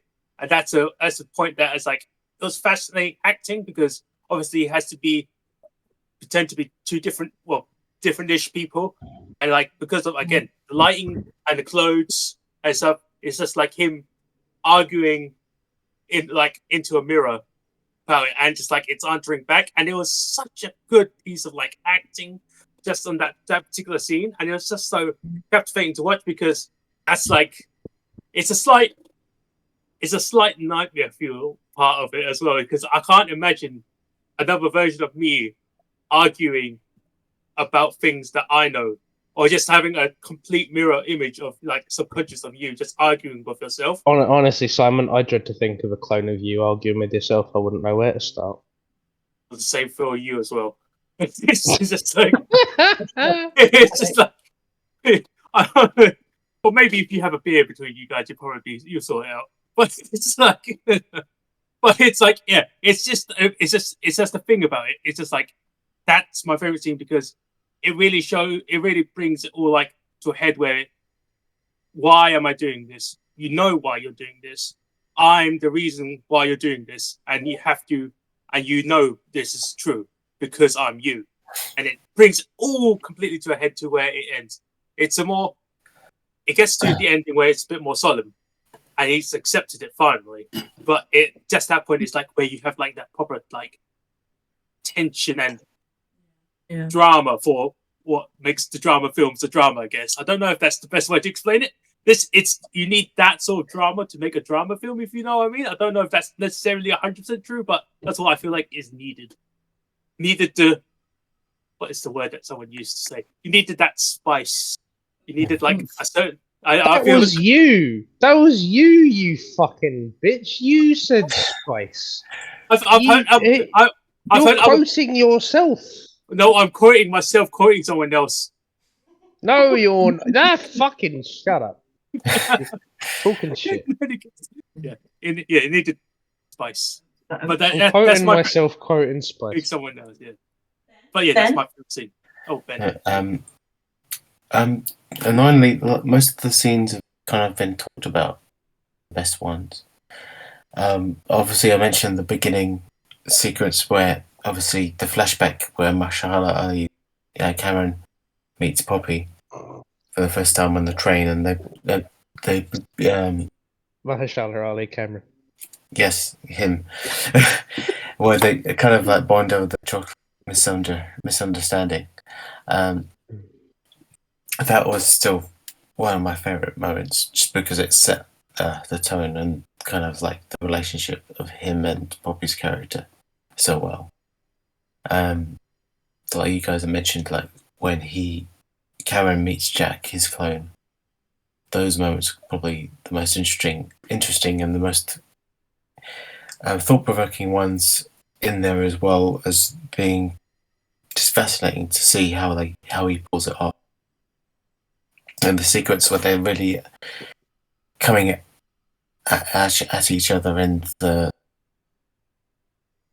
the island, and he has his first he doesn't quite have a proper seizure, but there's that moment where they're literally spitting words at each other, and then he has this moment and collapses. But even at that moment, Jack, his clone, still was like, oh, okay, dude, you're right. Despite how much like animosity there is between each other, they still kind of like want them to survive. And it just shows you that even I don't want the original me to die. I don't want this or that to happen to him. And I know against him morally what he wants to do, and I feel like I'm being overstepped, and everything about me is kind of like every opinion I have is just like discarded. He's still kind of like wants the original Cameron to be okay. So it just shows you everything about his character. He still has. I gotta say though, with the montages, you do get a sense that the sex was pretty vanilla because there's no memories of any dicking down. What was the rating of this film? I'd personally be a bit offended to not see any dicking down, like in any corner. Yeah, I have to be like, there's got to be a time. There's got to be a time where like you got to remember some of it, surely. There were some fractions of moments, but it was so like one frame. I feel like Dr. Scott should be a bit more embarrassed, just kind of like, God damn, you really just grabbed the hell out of them hams. Like, you know, there's none of that. There's nothing. Nothing. Sorry, Si. What were you going to say? Sorry, I wasn't saying anything. I was just like, sure. Like Alex always has to have some in it. Okay, cool. What was your favourite scene, Emmanuel? My favorite scene was the absence of ham grabbing. When Alex. he Shush. He gets back from saying his final goodbyes, and you see that he's actually at peace. And I think that moment, I was happy for him. He was, like Corey said, he was able to say his final goodbyes while not having a seizure, which was so annoyingly tense for the whole time. Yeah, make it back alive and actually have a moment to contemplate and actually feel at peace. that he said his bit. He got to have a moment with his son. He got to say in a way, even though it wasn't completely truthful, he got to say as much of the truth as he could to his wife. In that, oh, I thought I had a really bad dream or a nightmare. I lost all this, lost you guys. Da, da, da, da, da. And yeah, he was able to move on himself. He had his swan song, and that's my favorite That's scene. the title. Yeah, You did it. that's what it culminates to. He actually got it while he was still alive. I guess that's the point. Yeah, while he's still alive. But he actually managed to do that, and yeah, come to peace with everything. And I think also, obviously, that was the point. I think that was the main point. The guy who disagreed with the doctor, the doctor, that's his main point. He's like, look, Jack could be as ready as he is, but Cameron, I'm not happy with where this thing is, especially with how they fought or got into a big argument. He's like, this guy, he's not stable enough yet. I'm not happy with him going out like this. Um, and it's true. Like, yes, on one side, the doctor was right in a way that if they didn't send Jack in, then Poppy's gonna realize something's up, and it's gonna start suspicions and whatnot, which would be much harder to cover. On the other side, on the other end of it, they should have gone, hey, now that you're awake, what we plan to do is, I mean, to be honest, it was too big of a risk in their eyes to send him in. Yeah, they could have gone, okay, we'll send you back in. But then if they did, it could just be a repeat of what happened. And then everything's for nothing. And oh, yeah, I don't think I said it earlier. I forgot to say it, but someone mentioned about what's her agenda since we're assuming they're not super, super rich. So she's not really getting much money from it compared to what she could charge. But the way I see it, she's doing this research, which is probably illegal, or not completely legalized, and she's getting enough like evidence for her research so that she can present this and be like, I've got all this evidence of proof. Now I can make a lot of money from it. So I feel like for her, this is basically they are her guinea pigs that will enable her to really do well in the future. Whether, again, it could have a good intentions behind it originally. Maybe it hits very close to home for her, but at the same time, without getting enough research and evidence and proof, no one in the scientific community is going to let it fly. But if she has enough proof, she might get enough people who go, well, actually, yeah, the kind of research with the dogs and the beheadings was effed up, but we've got great research from it that can help us save other people's lives in a way. And maybe there was that element to it. She had another person like lined up, hadn't she already? Like as soon as Aquafina's character died, then there's another person kind of coming to that he was. Well, I don't know if she's like, I don't know, I think how long he's got left to live. So kind of having somebody visit to get a recommendation or something. So yeah, that's interesting. Yeah, just like with Aquafina, someone has to talk. Yeah, it's interesting what you mentioned about because remember you don't really see him drawing. You only see him drawing at the beginning of the film and at the very end. And I guess kind of like how she made her. He knew she was better from her grief when she went back to playing the piano and kind of like writing songs. I thought that's quite. You just reminded me. It's quite nice, kind of like full circle. They both kind of went back to something. A sense of like maybe being okay was going back to kind of what they both were passionate about or loved. And I think even more so, like on top of that, when Jack switched with him, he fully went back to how he used to be in terms of with his colleagues. And there was that message where it's like, oh, it's nice to have like Cameron back kind of thing.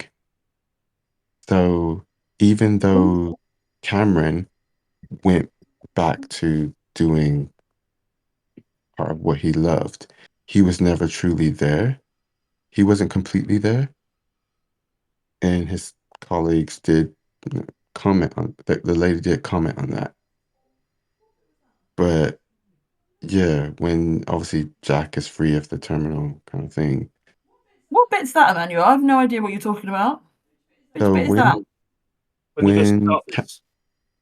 When Cameron snuck into the office, he was looking through all the messages. He picked up the drawings on that table. Those drawings weren't made by him.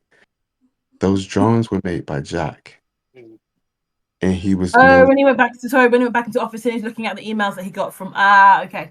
Yeah, and he was noticing like obviously multiple things. This guy is drawing just like him, like how he used to be before, recently what was happening.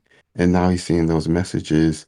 Oh, it's nice to have the old Cameron back, basically. He's doing what he couldn't at this moment because he's so preoccupied with the end and all the consequences of that. So, yeah, that was interesting. That actually is a question I need to ask Rach.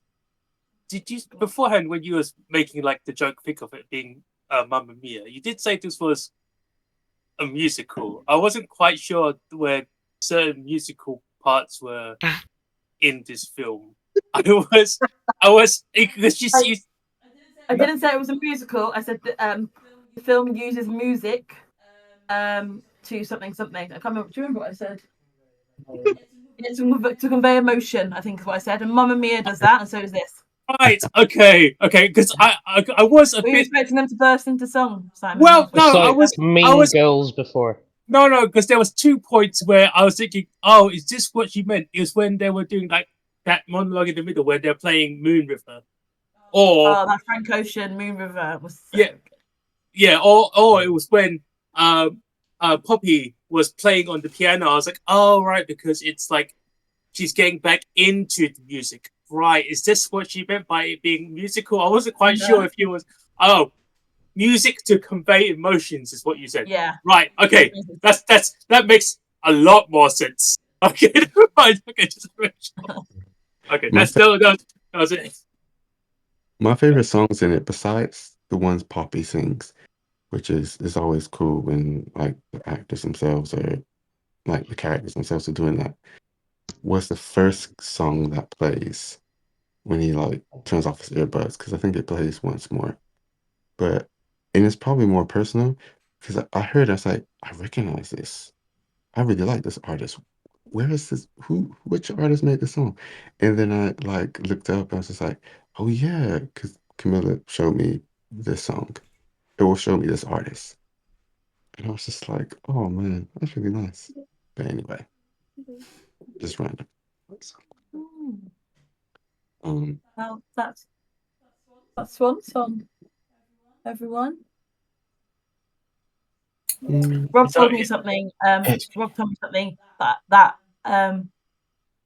what was it again? Oh yeah, Rob has said this is the highest scoring debut of Film Club. Wow. Wow. It's beaten Soul. Yeah, you know what? It probably is. It's beaten Silence of the Lambs. Give me my crown. Nice. If the Film Club Awards, I'll be there. Don't worry, guys.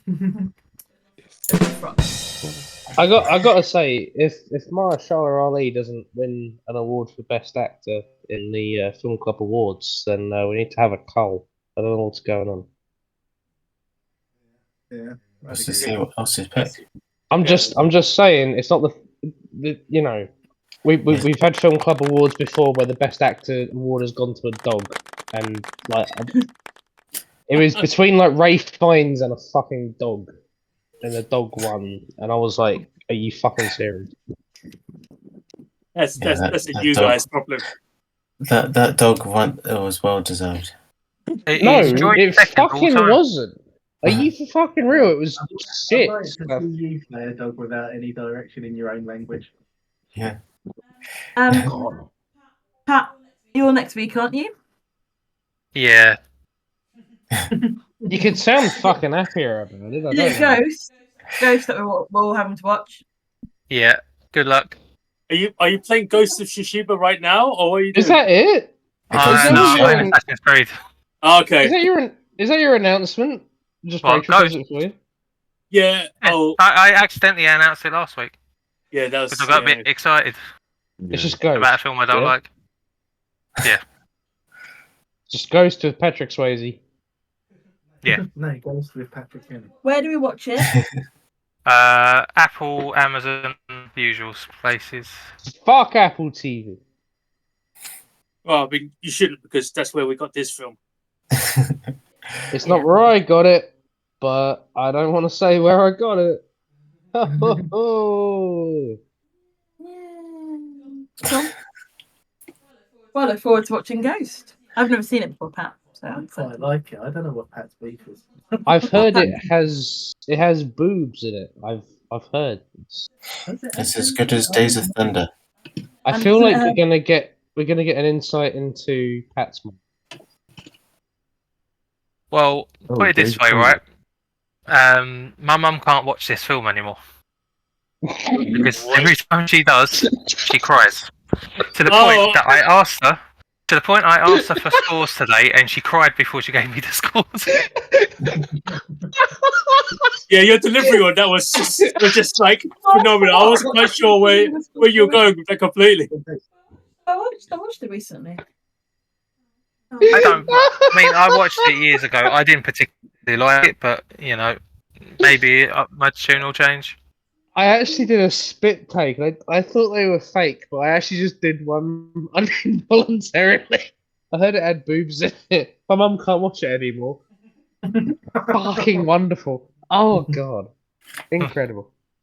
Well, I look forward to watching it and scoring it. I look forward to watching it. Oh. I'm not.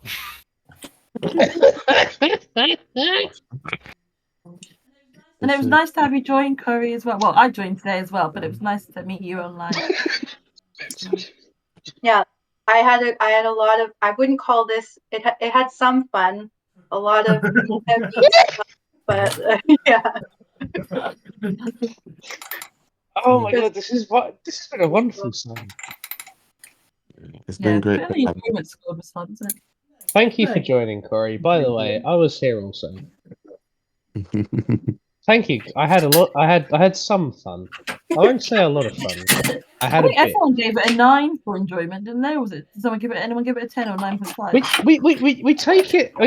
We take enjoyment as sort of like an immersion kind of thing.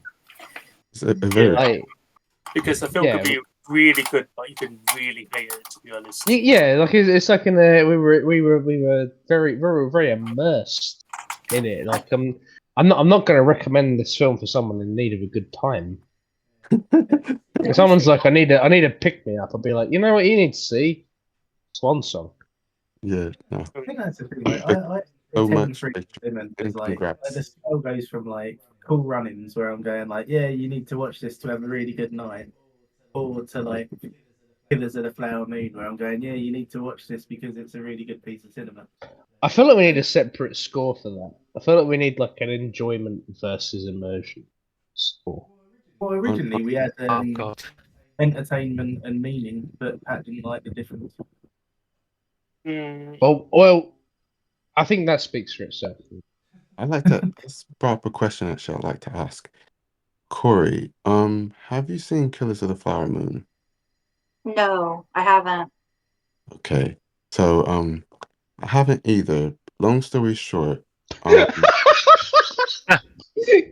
is the quintessential Emmanuel quote right there. Have you seen Have you seen Killers of the Flower Moon? No, I haven't either. Anyway, here's the long story short of it. I was wondering, um, I AI generated the description.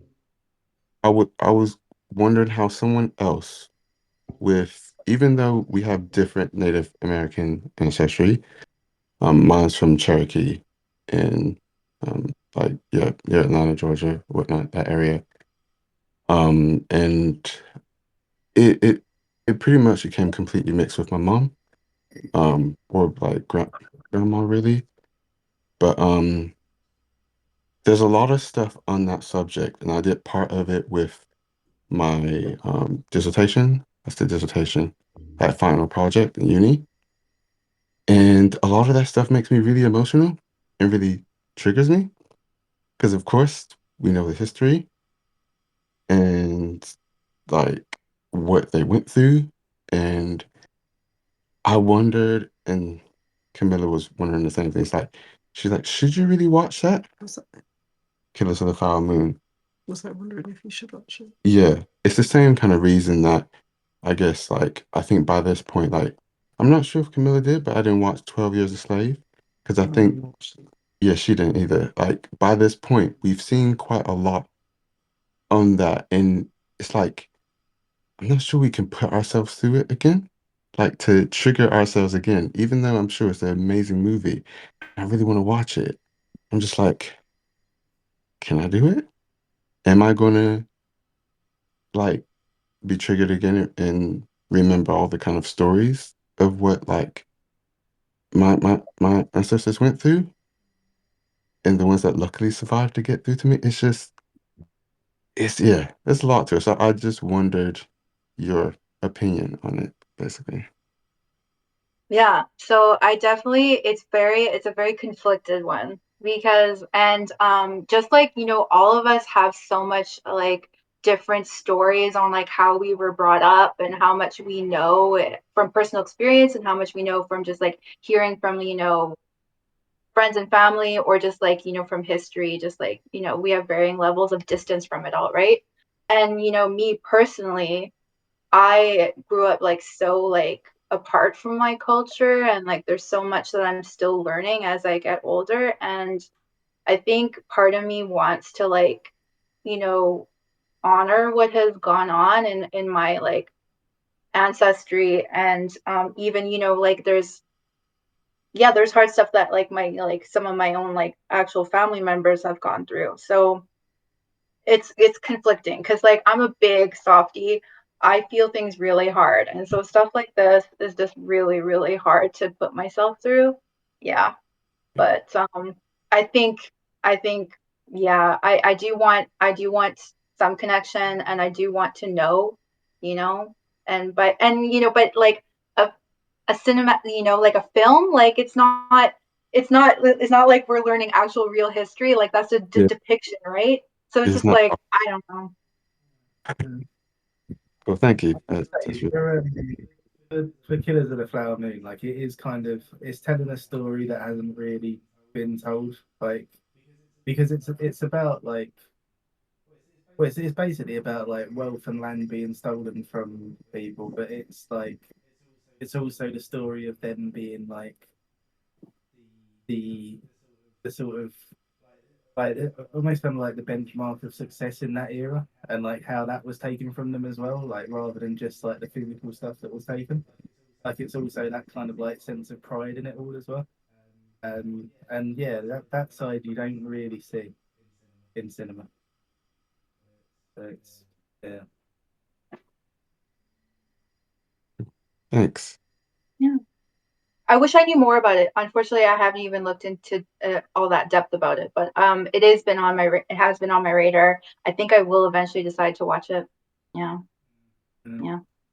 Well, when you do, let Ben know, and yeah, he'll tell me. For Yeah, sure. maybe someone shall pick it soon. Who can say? I'd definitely pick it. I think I Hmm. think it's a fucking. I mentioned I'd seen it to people at work, and they were like, "How was it?" And I was like, "It was fucking horrible. Brilliant film, brilliant film. But Jesus, what On a the horrible subject. Like, on the level of horribleness, what would you compare it to something we've picked? Not that one. Caper No, I don't know. I don't know about Um, Caper now because it's sort of like a Caper now. Sort of like so widespread, you kind of don't think it's personal. Yeah, I don't know if you can really compare it to anything that we've picked. I- I would say though, like when you do end up watching it, so there's a really nice like it's not really like interviews, but like there's a series of clips where people who worked on the film have been asked to like give their opinion on it after they've watched it, and they're all like Navajo people, and they're sort of like script consultants, story consultants, and that kind of people who worked on it to like make it as sort of authentic as possible. And some of the criticisms that they have of the film are really interesting to think about after you've seen it. I was hearing people who worked on the film going like, I feel like they made Leonardo DiCaprio too sympathetic. I was like, I don't know how you're getting that. I'm not sure why you're. I'm not sure how you arrived at that one. I don't think he's sorry, as sympathetic at all, really. Mm. But I think if I had to, I feel bad for making this comparison, but I think my nearest is like About Time, where like it's just fucking horrible, and like no one really treated it as horrible as it was. Like Um, I don't know if I don't know if that's just kind of like the interviews I've heard where they've gone like they made Leonardo DiCaprio too relatable. Where I was just kind of like I don't know. I was more just kind of confused how people arrived at that. Where like it's sort of like About Time where I was kind of going like how are people going? This is a really sweet story. And I'm like, this isn't fucking sweet in any way. What are you talking about? Like this is fucking psychotic. I wonder if it's, and this is happening a lot of, I think, like more German Nazi type films. So while I can't think of a very specific example, but in general, people who have personal history with it or personal heritage history, maybe there's a stronger negative sentiment, and for them, they don't want that person to be more relatable. It's for them, that person has been villainified. When, if you look at it, yes, logically speaking, or technically speaking, in situations all throughout history, even the ones who killed a whole bunch of people, a few of them did feel really horrible about what they were doing. But even when it came to like the mess with the Native Indians in like South America, in the south of America, North America, some of them really hated what they were doing, but if they didn't do it, their family and kids might possibly starve or might be persecuted themselves, like going back to like Nazi Germany. But if you do go at it from that point of view as well, then it makes them relatable because it gives this human element that they did freaking horrible things. But then this person, unlike some of other people who might have enjoyed it, they actually really hated it. But if you're showing that to someone who's really been affected by it, I wouldn't blame them for being like, I don't care about their side of the story. They shouldn't have done it point blank. Like, they shouldn't be relatable. They did horrible atrocities. So there's both sides of it. So I wonder though if you I feel like someone needs to pick In the Heat of the Night with Sidney Poitier because that's a good choice. yeah, because there's a character in that and I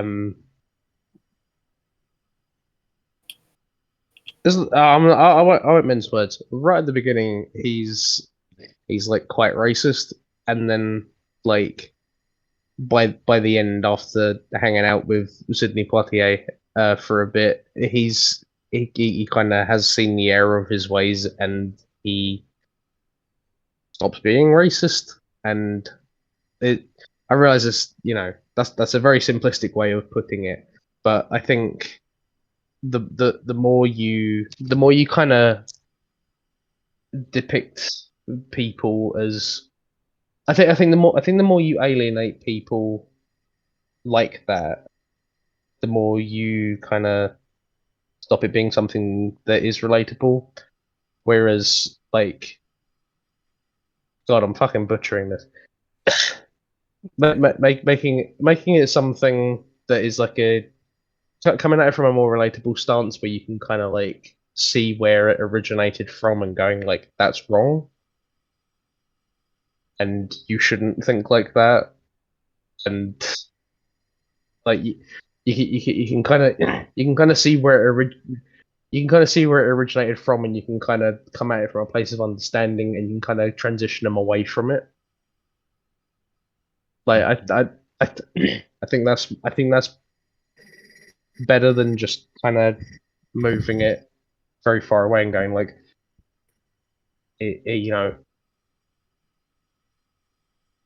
dude, I'm butchering this. I shouldn't be saying this. Is that it? Rob's laughing at me right now. I can see it. He's going, ha ha ha ha ha. It's God, just making the fool of himself. if you so and there's movies like this that go about the kind of white supremacists in America and like people from that background, and it doesn't just show their actions, but it shows what led to their actions, and they could be Yeah, a kid who was brought up in this, raised in this, knew no better, but then they hit a point where they're like, wait, is this right? And they're thinking, is everything I know wrong? And maybe the character changes, but they still did all that really horrible stuff. But mm, film is showing you what led them to do all that horrible stuff. And it's just it's not, obviously it's not easy for people on the victim side to receive that. definitely. That maybe, yeah, the person that did this should be punished, but it's also a bigger problem of the people behind them and their community, and that's that's the whole thing. That's yeah. I think that's it. You get more value out of seeing how it originated and how you can help people out of it, rather than just alienating people who think it. Oh, they probably just think it because they're evil. I think you get more out of going like, these are the circumstances that led to them thinking this. And And I think you get that in Heat of the Night, where you kind of go like, this guy thinks this, and that's it's a bad way of thinking, and you can kind of see how it happened, and then after spending time with him, with Sidney Poitier, you can kind of go, oh, this is how we kind of transition people out of it. I'm gonna yeah, stop now. I'm gonna stop that. Right, you just can. to add to that, I I'm agree. articulating this shittily. We'll stop there. I agree with you. Just to add to it, I think it is more educational and hopefully enlightening for some people who they might be going through similar thing themselves, a similar upbringing or whatnot. And it could be just a moment in a film or TV show they see that mirrors the situation quite similar to make them question and go, oh wait, does that mean what I'm doing is wrong? And yeah, like you said, I think that is more helpful in general for the world to really help. But yeah.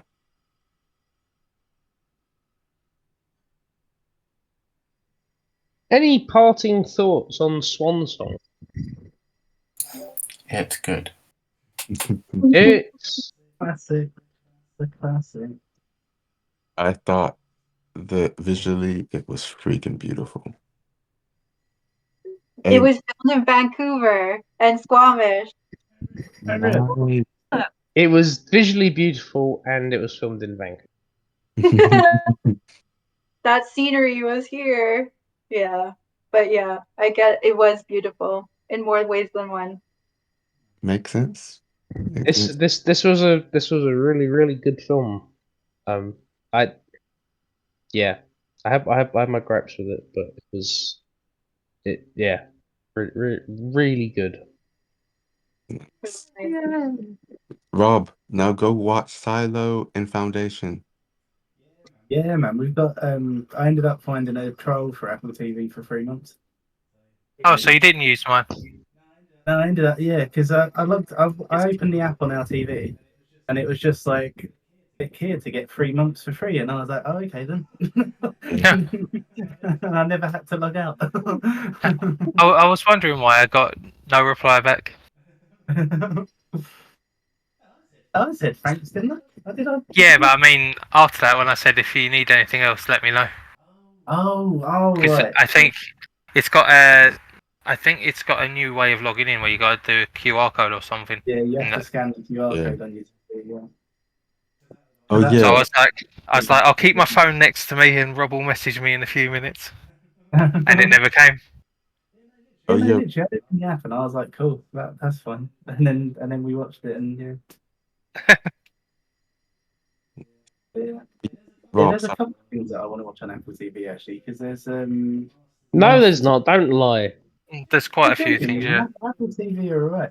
Is it? Yeah, they've done Masters of the Air, which is like the third in the sort of not series, but like it kind of like completes the trilogy that started with Band of Brothers.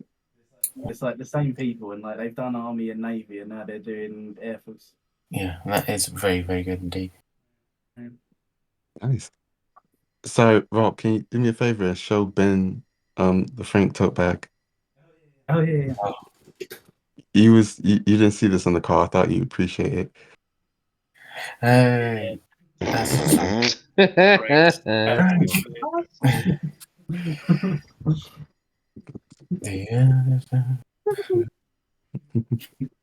In classes as well, apparently. wonderful.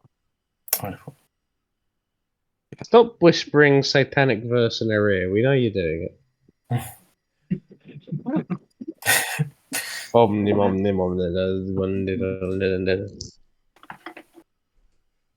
Okay then. You could probably say that about one or two bands listen to here or there, but anyway, so